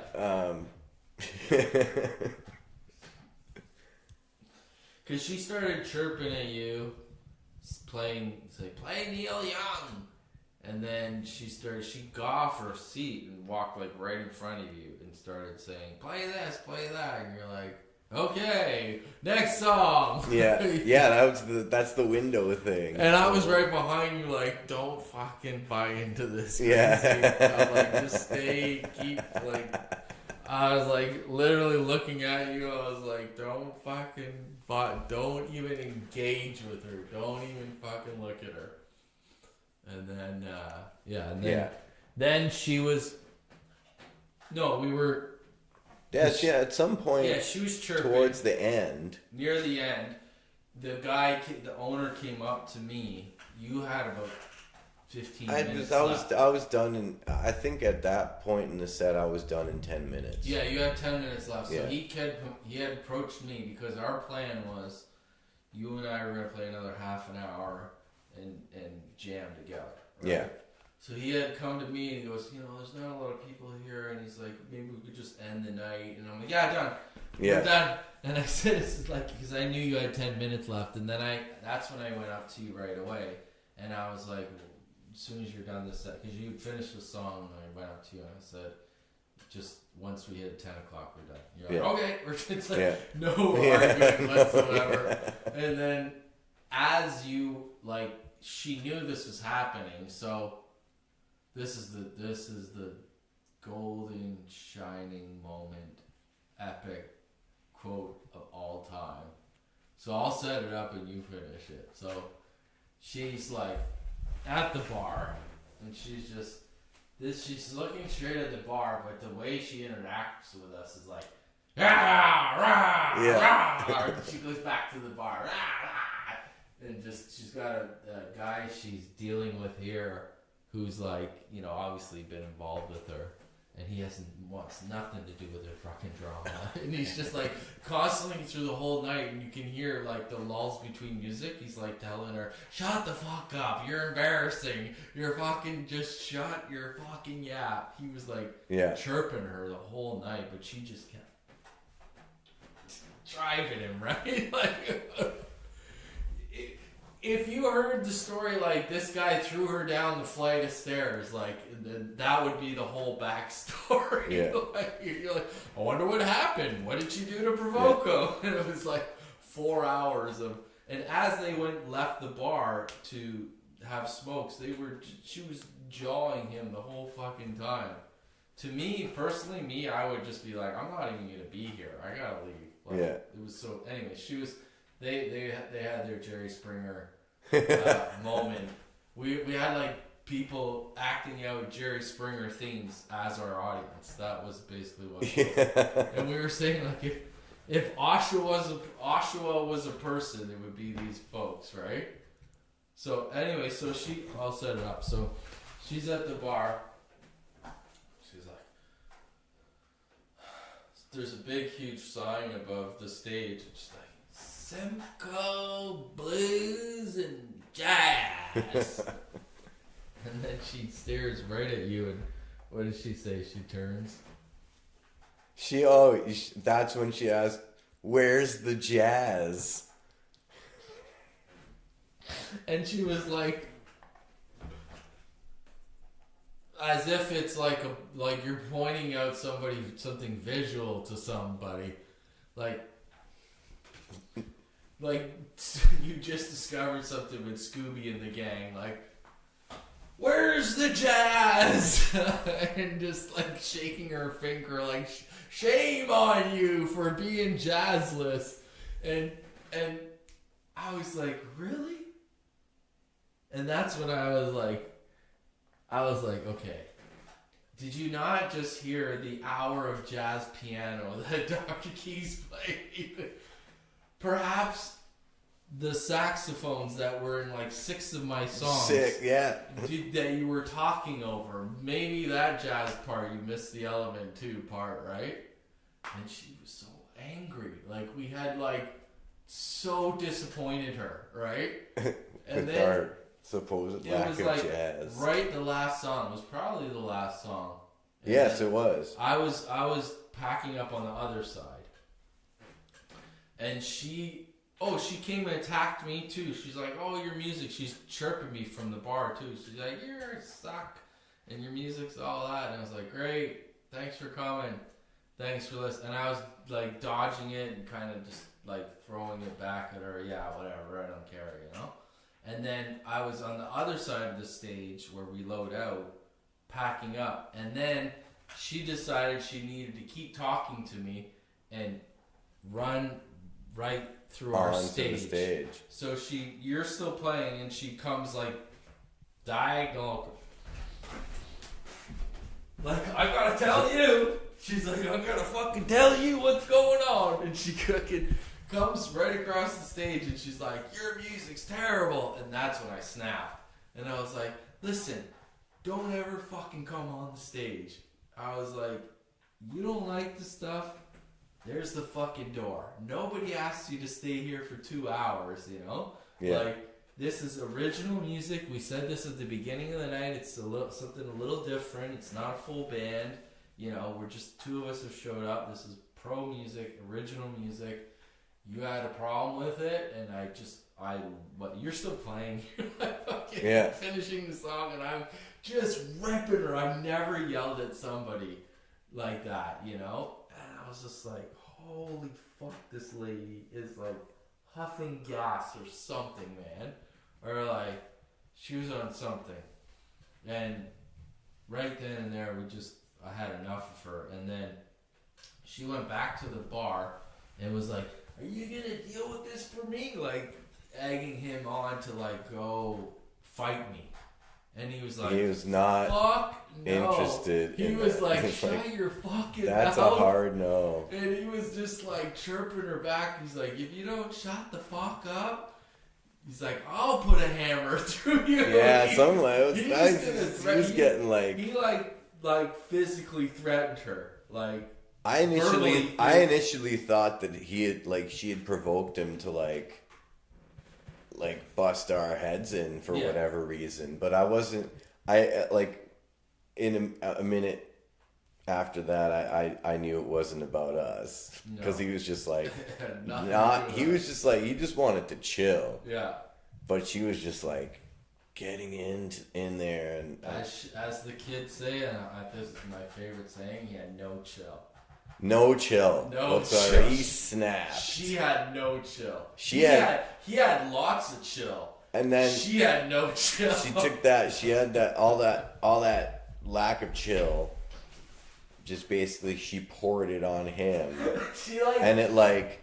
She was literally throwing verbal acid on him all night, like 2 hours of shit. Like just deteriorated down to no chill. He was just down to like the bare fucking atom, you know? Yeah. Like he just broke him down. He's just like, man, that was some crazy drama there while I was having a soup that my friend bought me. Don Co. You're trying to it came back. Right after all of that, you just sit down on the table in front and just finish your soup. Yeah, I got it. Man's got to eat. We got it. You know, we paid for it, right? Yeah, we got it for no. We didn't get it for free. No, it was paid for. Oh, the meal was paid. My meal was paid for. Yeah, I didn't take advantage of it. I was just like, let's get out of here. Yeah. I got a burger to go, didn't I? Did you? I think. Did you? I think I got food to go, maybe. Anyways, we got the fuck out of there instantaneously. Yeah. We packed. But the funny thing is that, like, that other, what's his, Mike or whatever. The other dude, Chris, the other guy, he came in, bought my CD, wanted an autograph, and gave me some of the most positive feedback anybody. Oh no, was that other dude? The other dude. Yeah, the guy from the future. Adam? No. He was dressed like Doc when he showed up with the DeLorean. Yeah. He's like, we gotta go to the future. People love your music. He's like, he came from 2025. Don't quit, Focus. People love your music. He's like, he came with like a green jumpsuit, and he was like, fucking. If he was a highlighter, he was like, he came in. He was the human personification of a highlighter.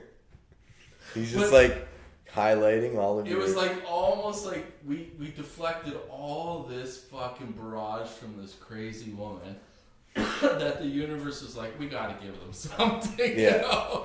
So this guy came out of nowhere and he was just like a beacon of positive energy, right as I think you got like the last half of your set. He goes into like half hour of your set, right? And he almost balanced out all of her negativity, right? Yeah. He just came in. He was the positive ion that just kind of like balanced it. He bought the CD for like, and he paid $20 to come in too. No, he bought the CD, and he got an autograph from me, which is like, it's only happened a couple times, and that was so funny. But we got the fuck out of there. And the cool thing about that is you set up a thing. We went to the Druthers mansion. We stayed at the mansion that night. And mention it. That was cool, and I believe that particular evening was the first installment of their weekly cafe. Plug in the Drudgers. Thursday night. Yeah, which has really nice coffee. Which I might set up on the 7th. And Crokinole. Crokinole. They got Crokinole table. I gotta learn you can to get play that, freaking. You can get. I think you can get 20 points, or is it 50 points if you get it in the hole? I think it's 50. Or is it 50? I don't know. 50. I have to look into it. Yeah, we have to go to the official Crokinole. We got to crash at the mansion. Yeah, it was cool. Now we have like a good acquaintance, on the road. I gotta go pay them a visit. Yeah, we should go pay him a visit. We played there back in what was it? November. We went. No, we played. October. Yeah, it was October 30. No, it was November 1st. Yes. Yeah. Or was it November 2nd? Can't remember. Oh, it was before we went to Trenton. Yeah, that was the same weekend of Trenton. Anyways, that was Oshawa. That was a whole fucking funny story. And then after Oshawa, So we stayed in Port Carling, is it? Port Perry. Port Perry, which is great. Which was great. We got a great night's sleep, and we were like, fucking. They hosted the hell out of us. It was super nice. Like, we were crazy chill. We got all these snacks and food and all this stuff and fresh coffee. We're on our way. We drove all the way to Kingston, and The mansion to mansion. We went from the mansion to the mansion in Kingston. So Yeah. we played at the mansion in Kingston, and We as soon opened as up. we get there, the marquee says Tom Green. And we played the Friday night, and Tom Green was scheduled the next night. So Yes. like, all right, cool. Totally warmed up the stage We're for warming Tom up Green. the stage for Tommy. The number one white rapper in Canada in the 1990s. I think it was in 1992. Yeah. Dream Warriors. Organized Rhyme. Organized rhyme. Yeah. Sorry. Check the OR. Check the OR. Number one white rapper. The number two white rapper, Snow. Jeff Berwick. I forget what his handle was, but That's awesome. number two white rapper in Canada in That's a 1992. good like music trivia fucking zinger. Well, even Tom Green alone, I thought a lot of people would be shocked by that. A lot of people have been shocked by Tom and Green. He can freestyle like a motherfucker. He's a great rapper. He's a like. Rap was just the thing he wanted to do, but then he just got into that like comedy, that Jackass Before Jackass stuff. He's a cornerstone Prank. of Canadian hip hop, man. Dude, if it weren't for Tom Green, there would be no Jackass. There would be no Punk'd. No. There would be no like Bam Margera. It would just be like a dude. Oh, yo, Bloodhound Gang.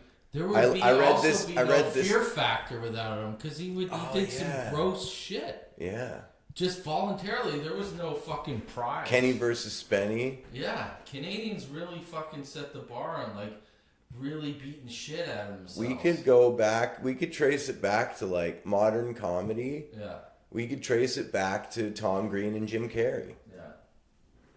And yeah, Tom Green, he blazed a lot of trails.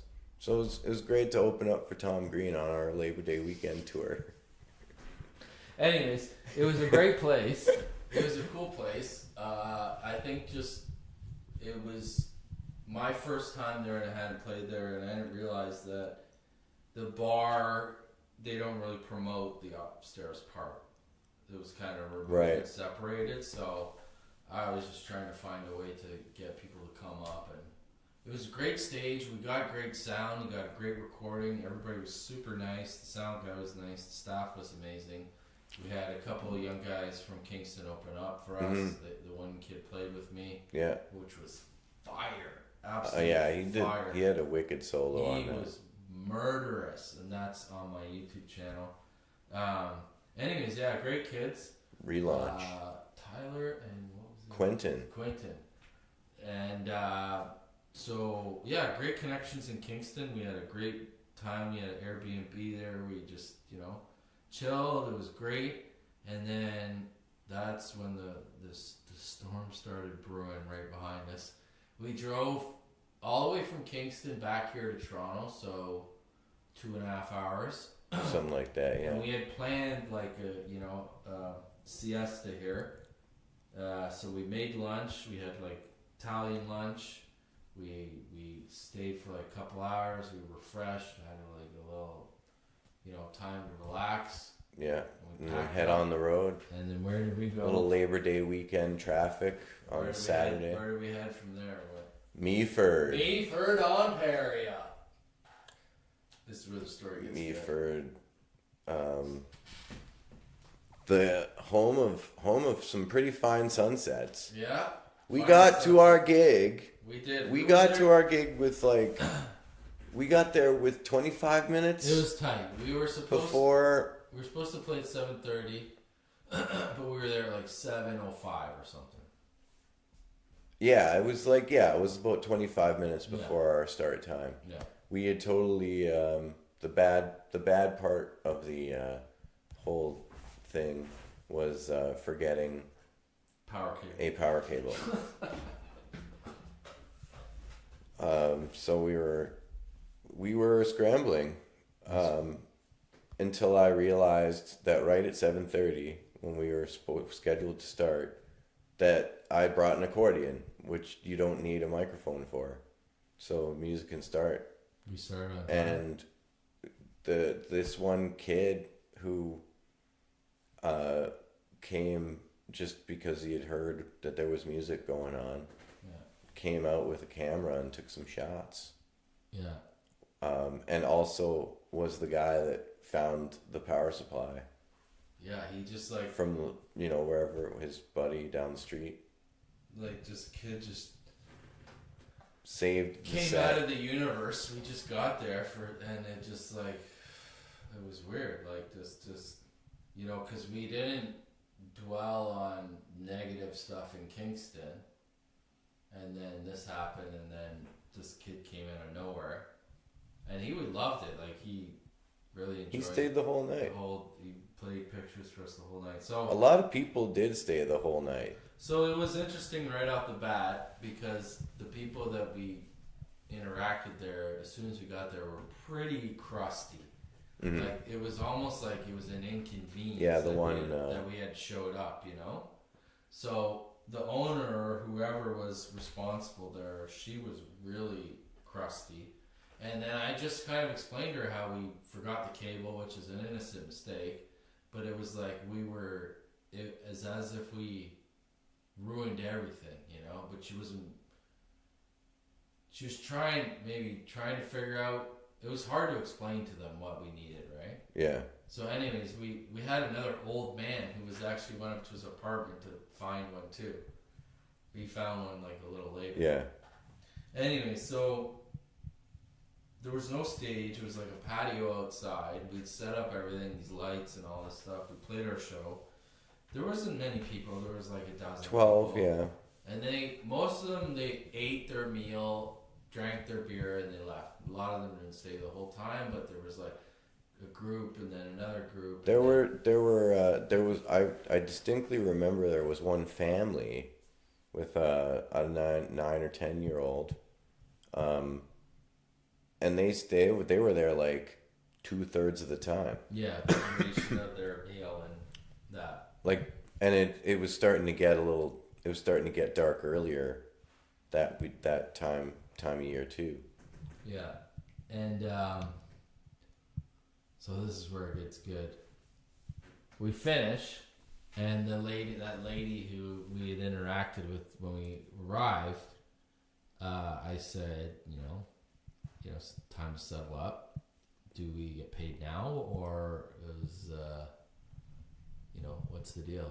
And she looked directly at me and she was like, "You're not getting paid tonight." It was like Russian accent or something. And that's the way I remember it. And she's like, "Your music is no good. People were..." I think she started saying like, "Oh, people were angry. People didn't like your music. They were complaining. We're not going to pay you tonight."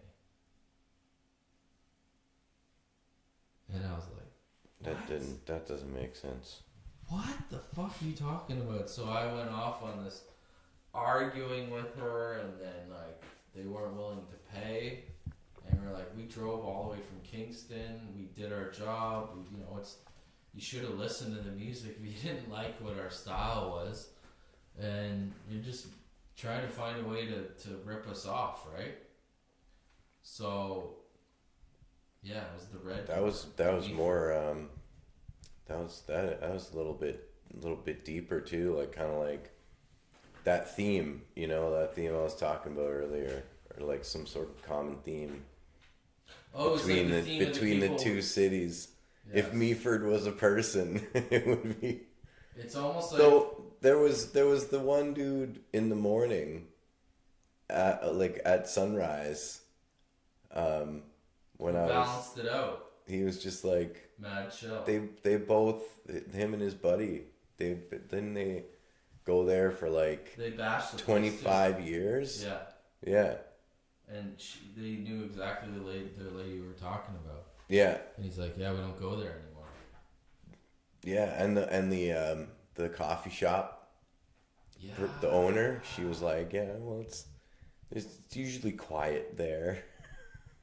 She's saying it nicely. Yeah. Anyways, yeah, they decided not to pay us, so I yelled at this lady in her establishment in front of her staff. And I was like yelling over the sheer stupidity. I was just like, I couldn't believe it. And then she actually put me on WhatsApp with the owner guy. Mm-hmm. And I gotta change the battery for this. And she was, you know, yeah, you can tell the rest. There was a lot of yelling going on. And we later found out that from the chefs there that kind of yelling goes on all the time. Because the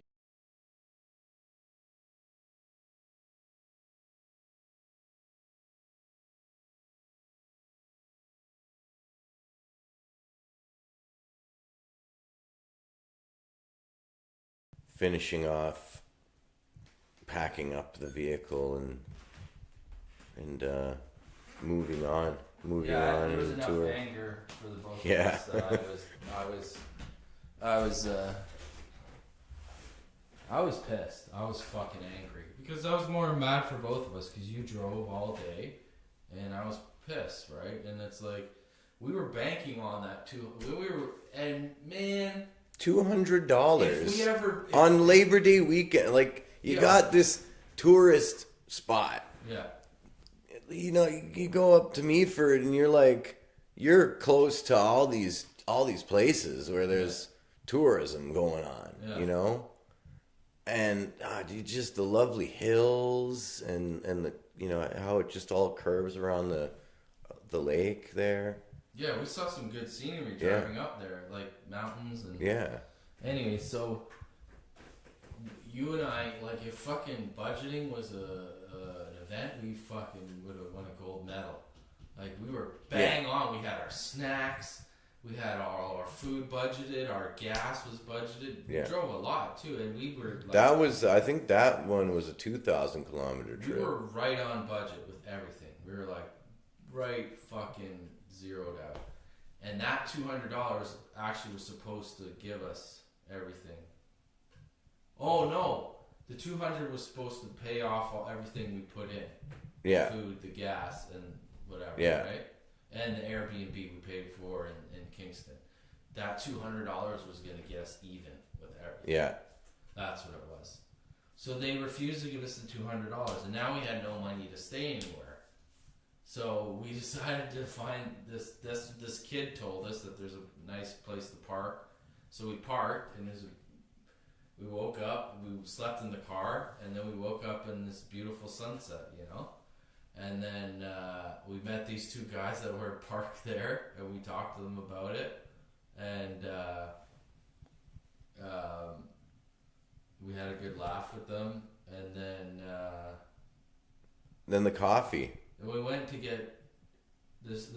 We came prepared because we knew from our previous tours. We brought a French press with us, and a kettle. So we found a coffee spot at 7 a.m. We got a brand new fresh bag of ground coffee. Yeah. And then this is where the fucking story goes crazy too. So we go back to the red door, and we remembered that they had power outlets outside. So we plugged our kettle in, made our fucking coffee, and sat in their front porch and fucking had our coffee, right? So yeah, we left. That was a nice little breakfast time. Yeah, we had our moment because we slept in the car. We fucking, you know. Shit, we could have just slept on the couch. Yeah. After it closed. But who knows what? Yeah, that's the thing. Who knows? Yeah. Yeah. Yeah. It was better in your car. It was better in my car. Anyways, it got cold too because that was like the first weekend it was starting to get. Temperature was dropping. Yeah. Anyways, we left there, and then we went all the way back to fucking Port Perry area to Blackrock to the Blackstock. Right. To the Soulshine Festival. And then we get there and we play a set with accordion and me rapping. That was, yeah. In a way, it was a culmination. It was. Because we got on that bill like...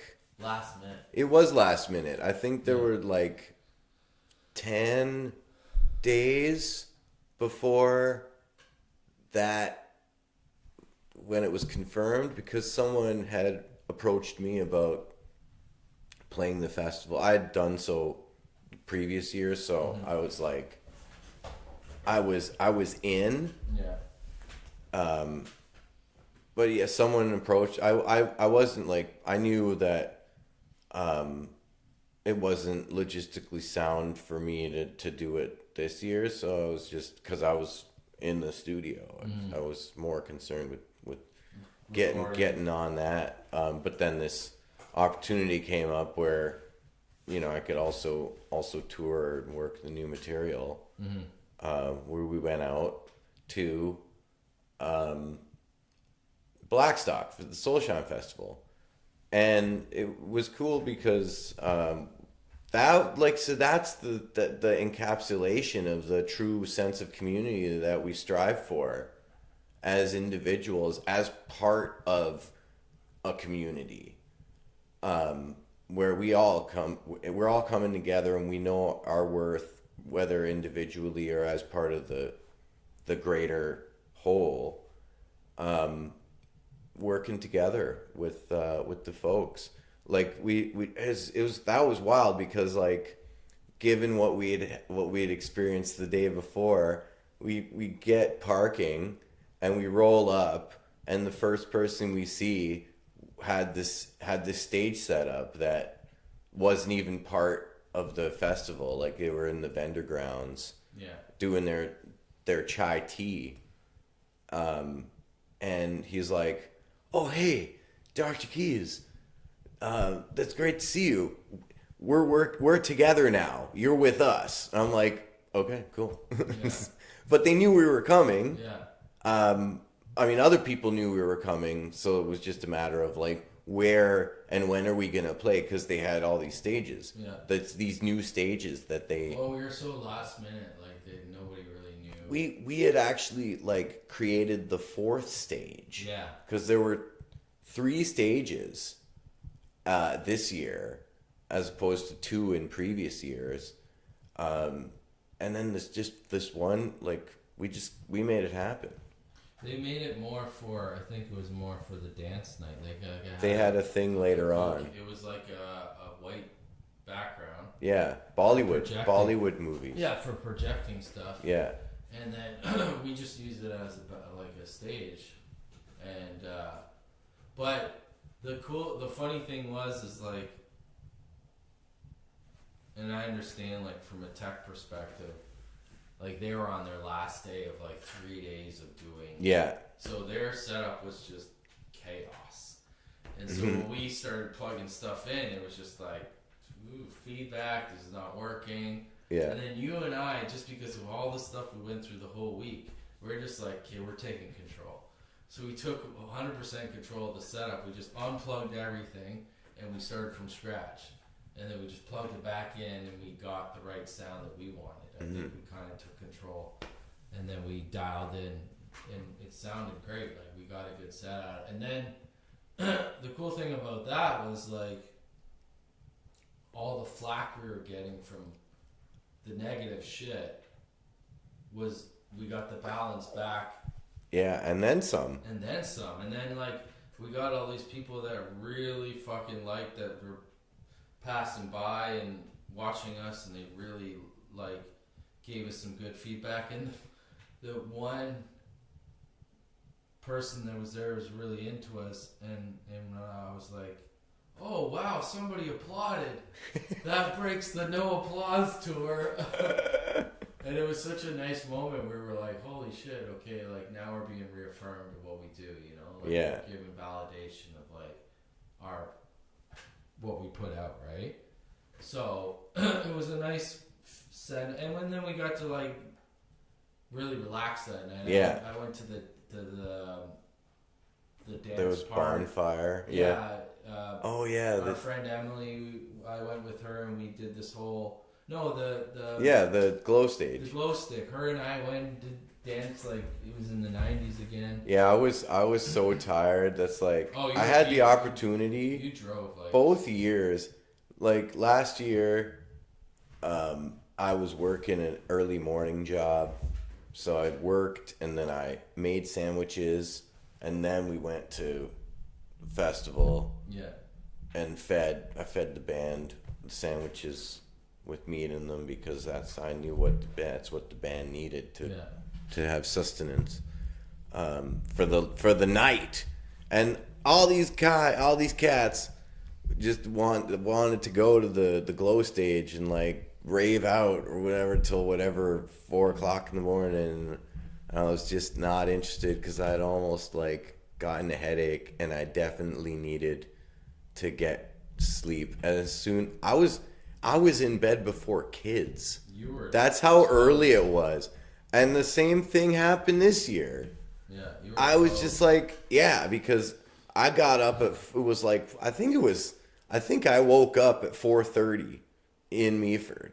Yeah. And then like 40 minutes later, the sun starts coming up. I'm like, there's no way I'm falling asleep now. No. So just grin and bear it. Yeah. Then that, I like, if I'm up at 5 a.m. and I know I got a set to play where I got to be on at 11 p.m. in another town, like 2.5 hours out. What is it? Well, how long did it take? It took us 6 most hours. of the morning. It's like driving from Montreal. From Meaford to Blackstock? No. No. No, when we drove from Kingston to fucking Meaford. Yeah, that was a long. But no, long drive. yeah, it was like It was 3 a good hours. 4 It was hours, 3 yeah. hours, like because we drove back. No, we took the north road. Yeah. We didn't come all the way down back to Toronto. No. But we drove like we cut through, but still took a long ass fucking time.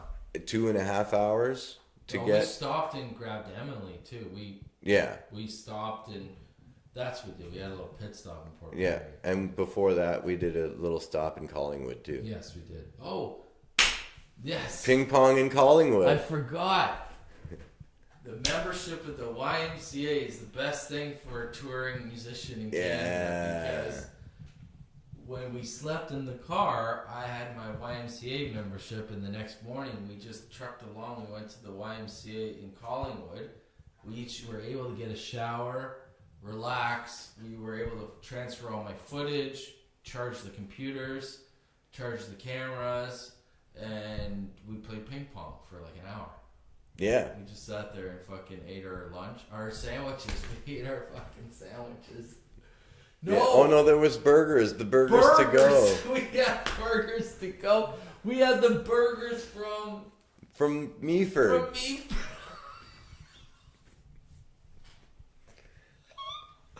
We got our food paid for, but we didn't get paid. But, Well, we stayed alive.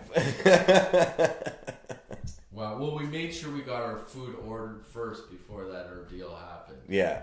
And then we're like, Yeah, I ate there. but I asked her right away, I'm like, this is complimentary, right? She's like, yeah. I'm like, maybe that was their plan all along. Yeah. Well, we're just gonna feed them and And then do it dirty. We later found out some information So about the, that. the whole information overload.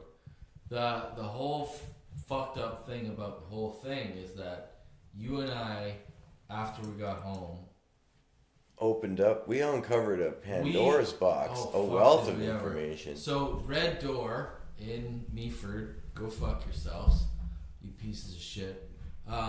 There goes the monetization for this video. Yeah, whatever. I don't give a fuck. Rated E. Or the E. I was sorry, I'm confusing it with the explicit lyric. No, you The can thing swear on all you Spotify want. where You it's can like swear all you want. any fucking time. Yeah, it's YouTube. So we gave them a chance to pay us. They didn't, and we took to social media. We posted about. We just said this is the place. They didn't pay us. Attention, musicians. We just basically warned our fellow Our tribe. our tribe, our people, right? So they attacked us back on Facebook on these groups. Oh, and Google too. Yeah, and we wrote a Google review, and then Scathing review. they threatened us basically because we used their electricity to boil our kettle, and said we were stealing hydro, and so we took to social media and we had the backing of so many fucking musicians, like from Hamilton to Ottawa to Guelph to Windsor to even people in Meaford backed us up, and we opened up Pandora's fucking box. Like, yeah, there was like one of them. Didn't one of the posts get like 84 comments or something? 150. 150. Yeah. And it was like, And the dude was like, he tried to clap back about some whatever false information about, because he wasn't even there. it gets even better. So, fucking, we start chirping on, going back and forth, and he's like, you're ripping people off, and then he's denying it, and then people are attacking him like, you can't do this, just pay them the $200 fucking dollars. Yeah. And people started chirping saying, I'm from Meaford, I know they've done this before, so they were bringing up other incidences that they'd done to the other people, right, and other musicians. And then I got quite a few messages from people in Meaford, and the one guy sent me a news clip from Collingwood, and this guy was charged with a sexual assault. Ah, disgraced. Yeah, and remember, and then so They pushed him out of Collingwood. I went to like post it on the Facebook thread, and because of new meta laws in Canada here, You can't see it in Canada. can't see any news. So I wasn't able to post it, but what I did is I copied the highlight of the, like the header or whatever. Yeah, like the headline. The headline, the paragraph that explains it, and then I just posted that into a comment. And I said, not only is this guy ripping people off, but he also got caught with a sexual assault charge. Yeah, man. So then that's when they got back to me. I was in Hamilton doing the Country Music Awards, and I'm still fighting with this guy, emailing. So he messages me, and he's like, we'll pay you the money if you take the post down. And I'm like, fuck this, man. I don't want him to do this to another artist, so... Or another human being. Pay us, yeah, exactly. So that never got solved. And, It'll come back to him. yeah. I think he got a new girl. I think dude just like goes, he has this, he has different front of house managers every few months. Seems like it. Yeah. And people that are probably work under the table. More than likely. under the desk, if you know what I'm saying. You know what I'm saying. Yeah, but overall, I think that tour, the Labor Day weekend tour, was balanced. It was labor. Yeah, it was labor. It was labor intensive. Labors. But I think as far as the positive and negative, the takeaway, it was balanced. There's a lot of takeaways. Thanks to the Soulshine Festival. Yeah. Really hitting, and especially Druthers. Yeah, they were super hospitable Druthers, to us and treated us like family, and like. I want to take an opportunity right now to just a quick plug, druthers.net, and then just that's all you need to do is input that into your browser. You can see that in Canada, and just go there. That's all I'm going to say. Druthers.net, and the rest is up to you. I visit that website, and I can speak for its consistency and authenticity in being such a website that portrays news that we need to talk about. We do, and then I think that's what we're kind of taking control of too, with the community, with music and dictating what people hear. Mm-hmm. You know, Yeah, we're going strong, man. I think we should wrap this up. We 2.5 hours, man. 2 more shows to talk about in this year in review. Let's just do our last couple shows. We got October.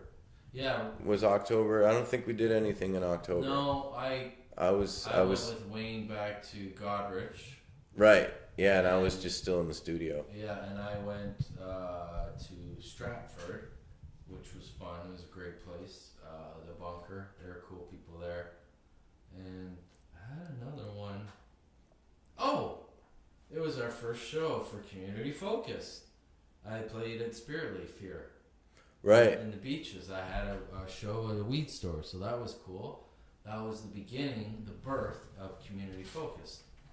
So, November, we went to Trenton, which was awesome, at the Cardinal.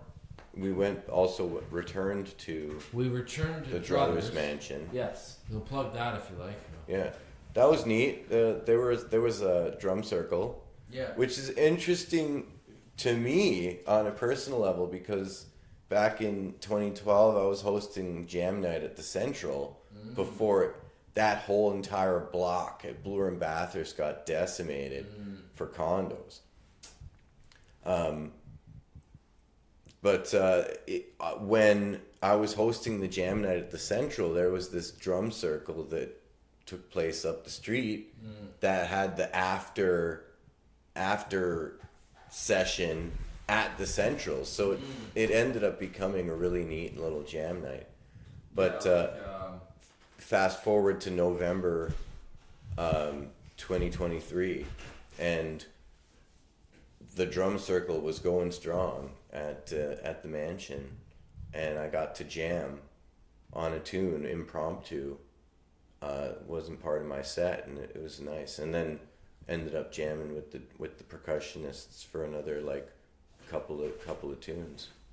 I was never more relaxed doing a set. Yeah, you were practically melted into the couch. I was like sunglasses and yeah, weekend at Focus. Weekend at Bernie's set. Like I was like, and it was like dead, literally dead. I did a whole set dead.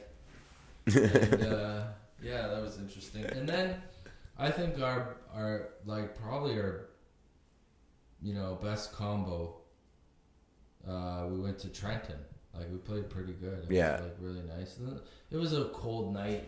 Nobody came out, but it was really great people, cool guys that run the place, and a nice setup. Like they've done a nice little. So I hope they do well. And that's the Cardinal. Yeah. In Trenton. Cardinal and Trenton. Yeah, that was our last show, and it was like, the weather starts to turn, so you kind of just like. They had they had good food there too. Yeah, they gave us food and they gave us the drinks for free, which was great. So. And it's local. They have stuff in house that's like behind the bar is where they brew some they have of their own stuff. Kind of home brewery. It's like a microbrewery. Well, I think we saw, like moving into 2024, like we saw a lot of like where the change is gonna go. Like we're gonna, some places are gonna die pretty fast, and then we also played the Transac in November. Yes, we did. We played. I wonder if the Transac's gonna close down after we played there. I don't know. That was there was like 2 people there, and then. No, there were a few. Stayed. There were I think there were. 6 altogether. 6 or 8 people that were there, like all together throughout the evening, Yeah. throughout the performance. cumulatively. I think the two people, there was a couple there. They really enjoyed it. They stayed for like a good portion, and then there were 2 girls that kind of stayed for half an hour or so. But it was there was another like a headliner in the other room, so a lot of people go into that. Yeah, that was a weird gig. Like a Because like big known band or whatever. It was or whatever. Yeah, I mean, I don't know if I'd heard of anybody Neither that was there, but they had a good crowd. yeah, but the like towards the end of the night, there was like some weird feedback that was almost damaging to the ears, and they for whatever reason didn't know how to address it. Yeah. And it was I had to get out. Yeah, I had to go outside. That was it for the year, pretty much. Yeah. That's it. Oh, except for the December 4th. The porch light. Yeah, the porch light community finished her focused off. with Dame Rashim. Yeah, and actually we did the 2 songs at the end there with the accordion. Yeah, we did. So we did Escape and Educate. so we finished the year on the 4th with the rapping accordion. Well, very accordingly we finished it off. We acted accordingly. We acted accordingly. So December 4th, which is kind of interesting. December 4th is when I put out AM Grinding. That's 3 years ago. In 2020. 2020 I put. Which I is thought like you put it out earlier. The worst I did. I thought it was earlier I thought you put it out in March. No, I put it out it was out in October, but it was only out on Bandcamp. Mm-hmm. And then on December 18th, I released it everywhere else. Mm-hmm. So December 4th actually was when I released the papers, and then I released the whole album. So yeah, interesting how it all timed out. But yeah, cool. Next year's gonna be fun, and we're gonna get this community focused thing going. I think we should wrap this up. This has been 2:40. Whoa! Wow, we're like We went well beyond. it was the entire year though. Yeah. But we only spoke about 3 things, really. We spoke about the year. Yeah. Which is it's like more like 12 things. The year in review is like a show. It's 365 things. Yeah. it's a lot of things to talk about. 365 characters. Alright, let's wrap this up. It was good. It was fun, Yeah. buddy. Yeah, it was fun. Okay. I enjoyed it. I'll look forward to the next time. We're going to keep this going. Alright, folks. Dr. Keys here. Focused. Bada bang. See you later. Have a good day. Alligator. Stay focused. In a file. In a file, crocodile.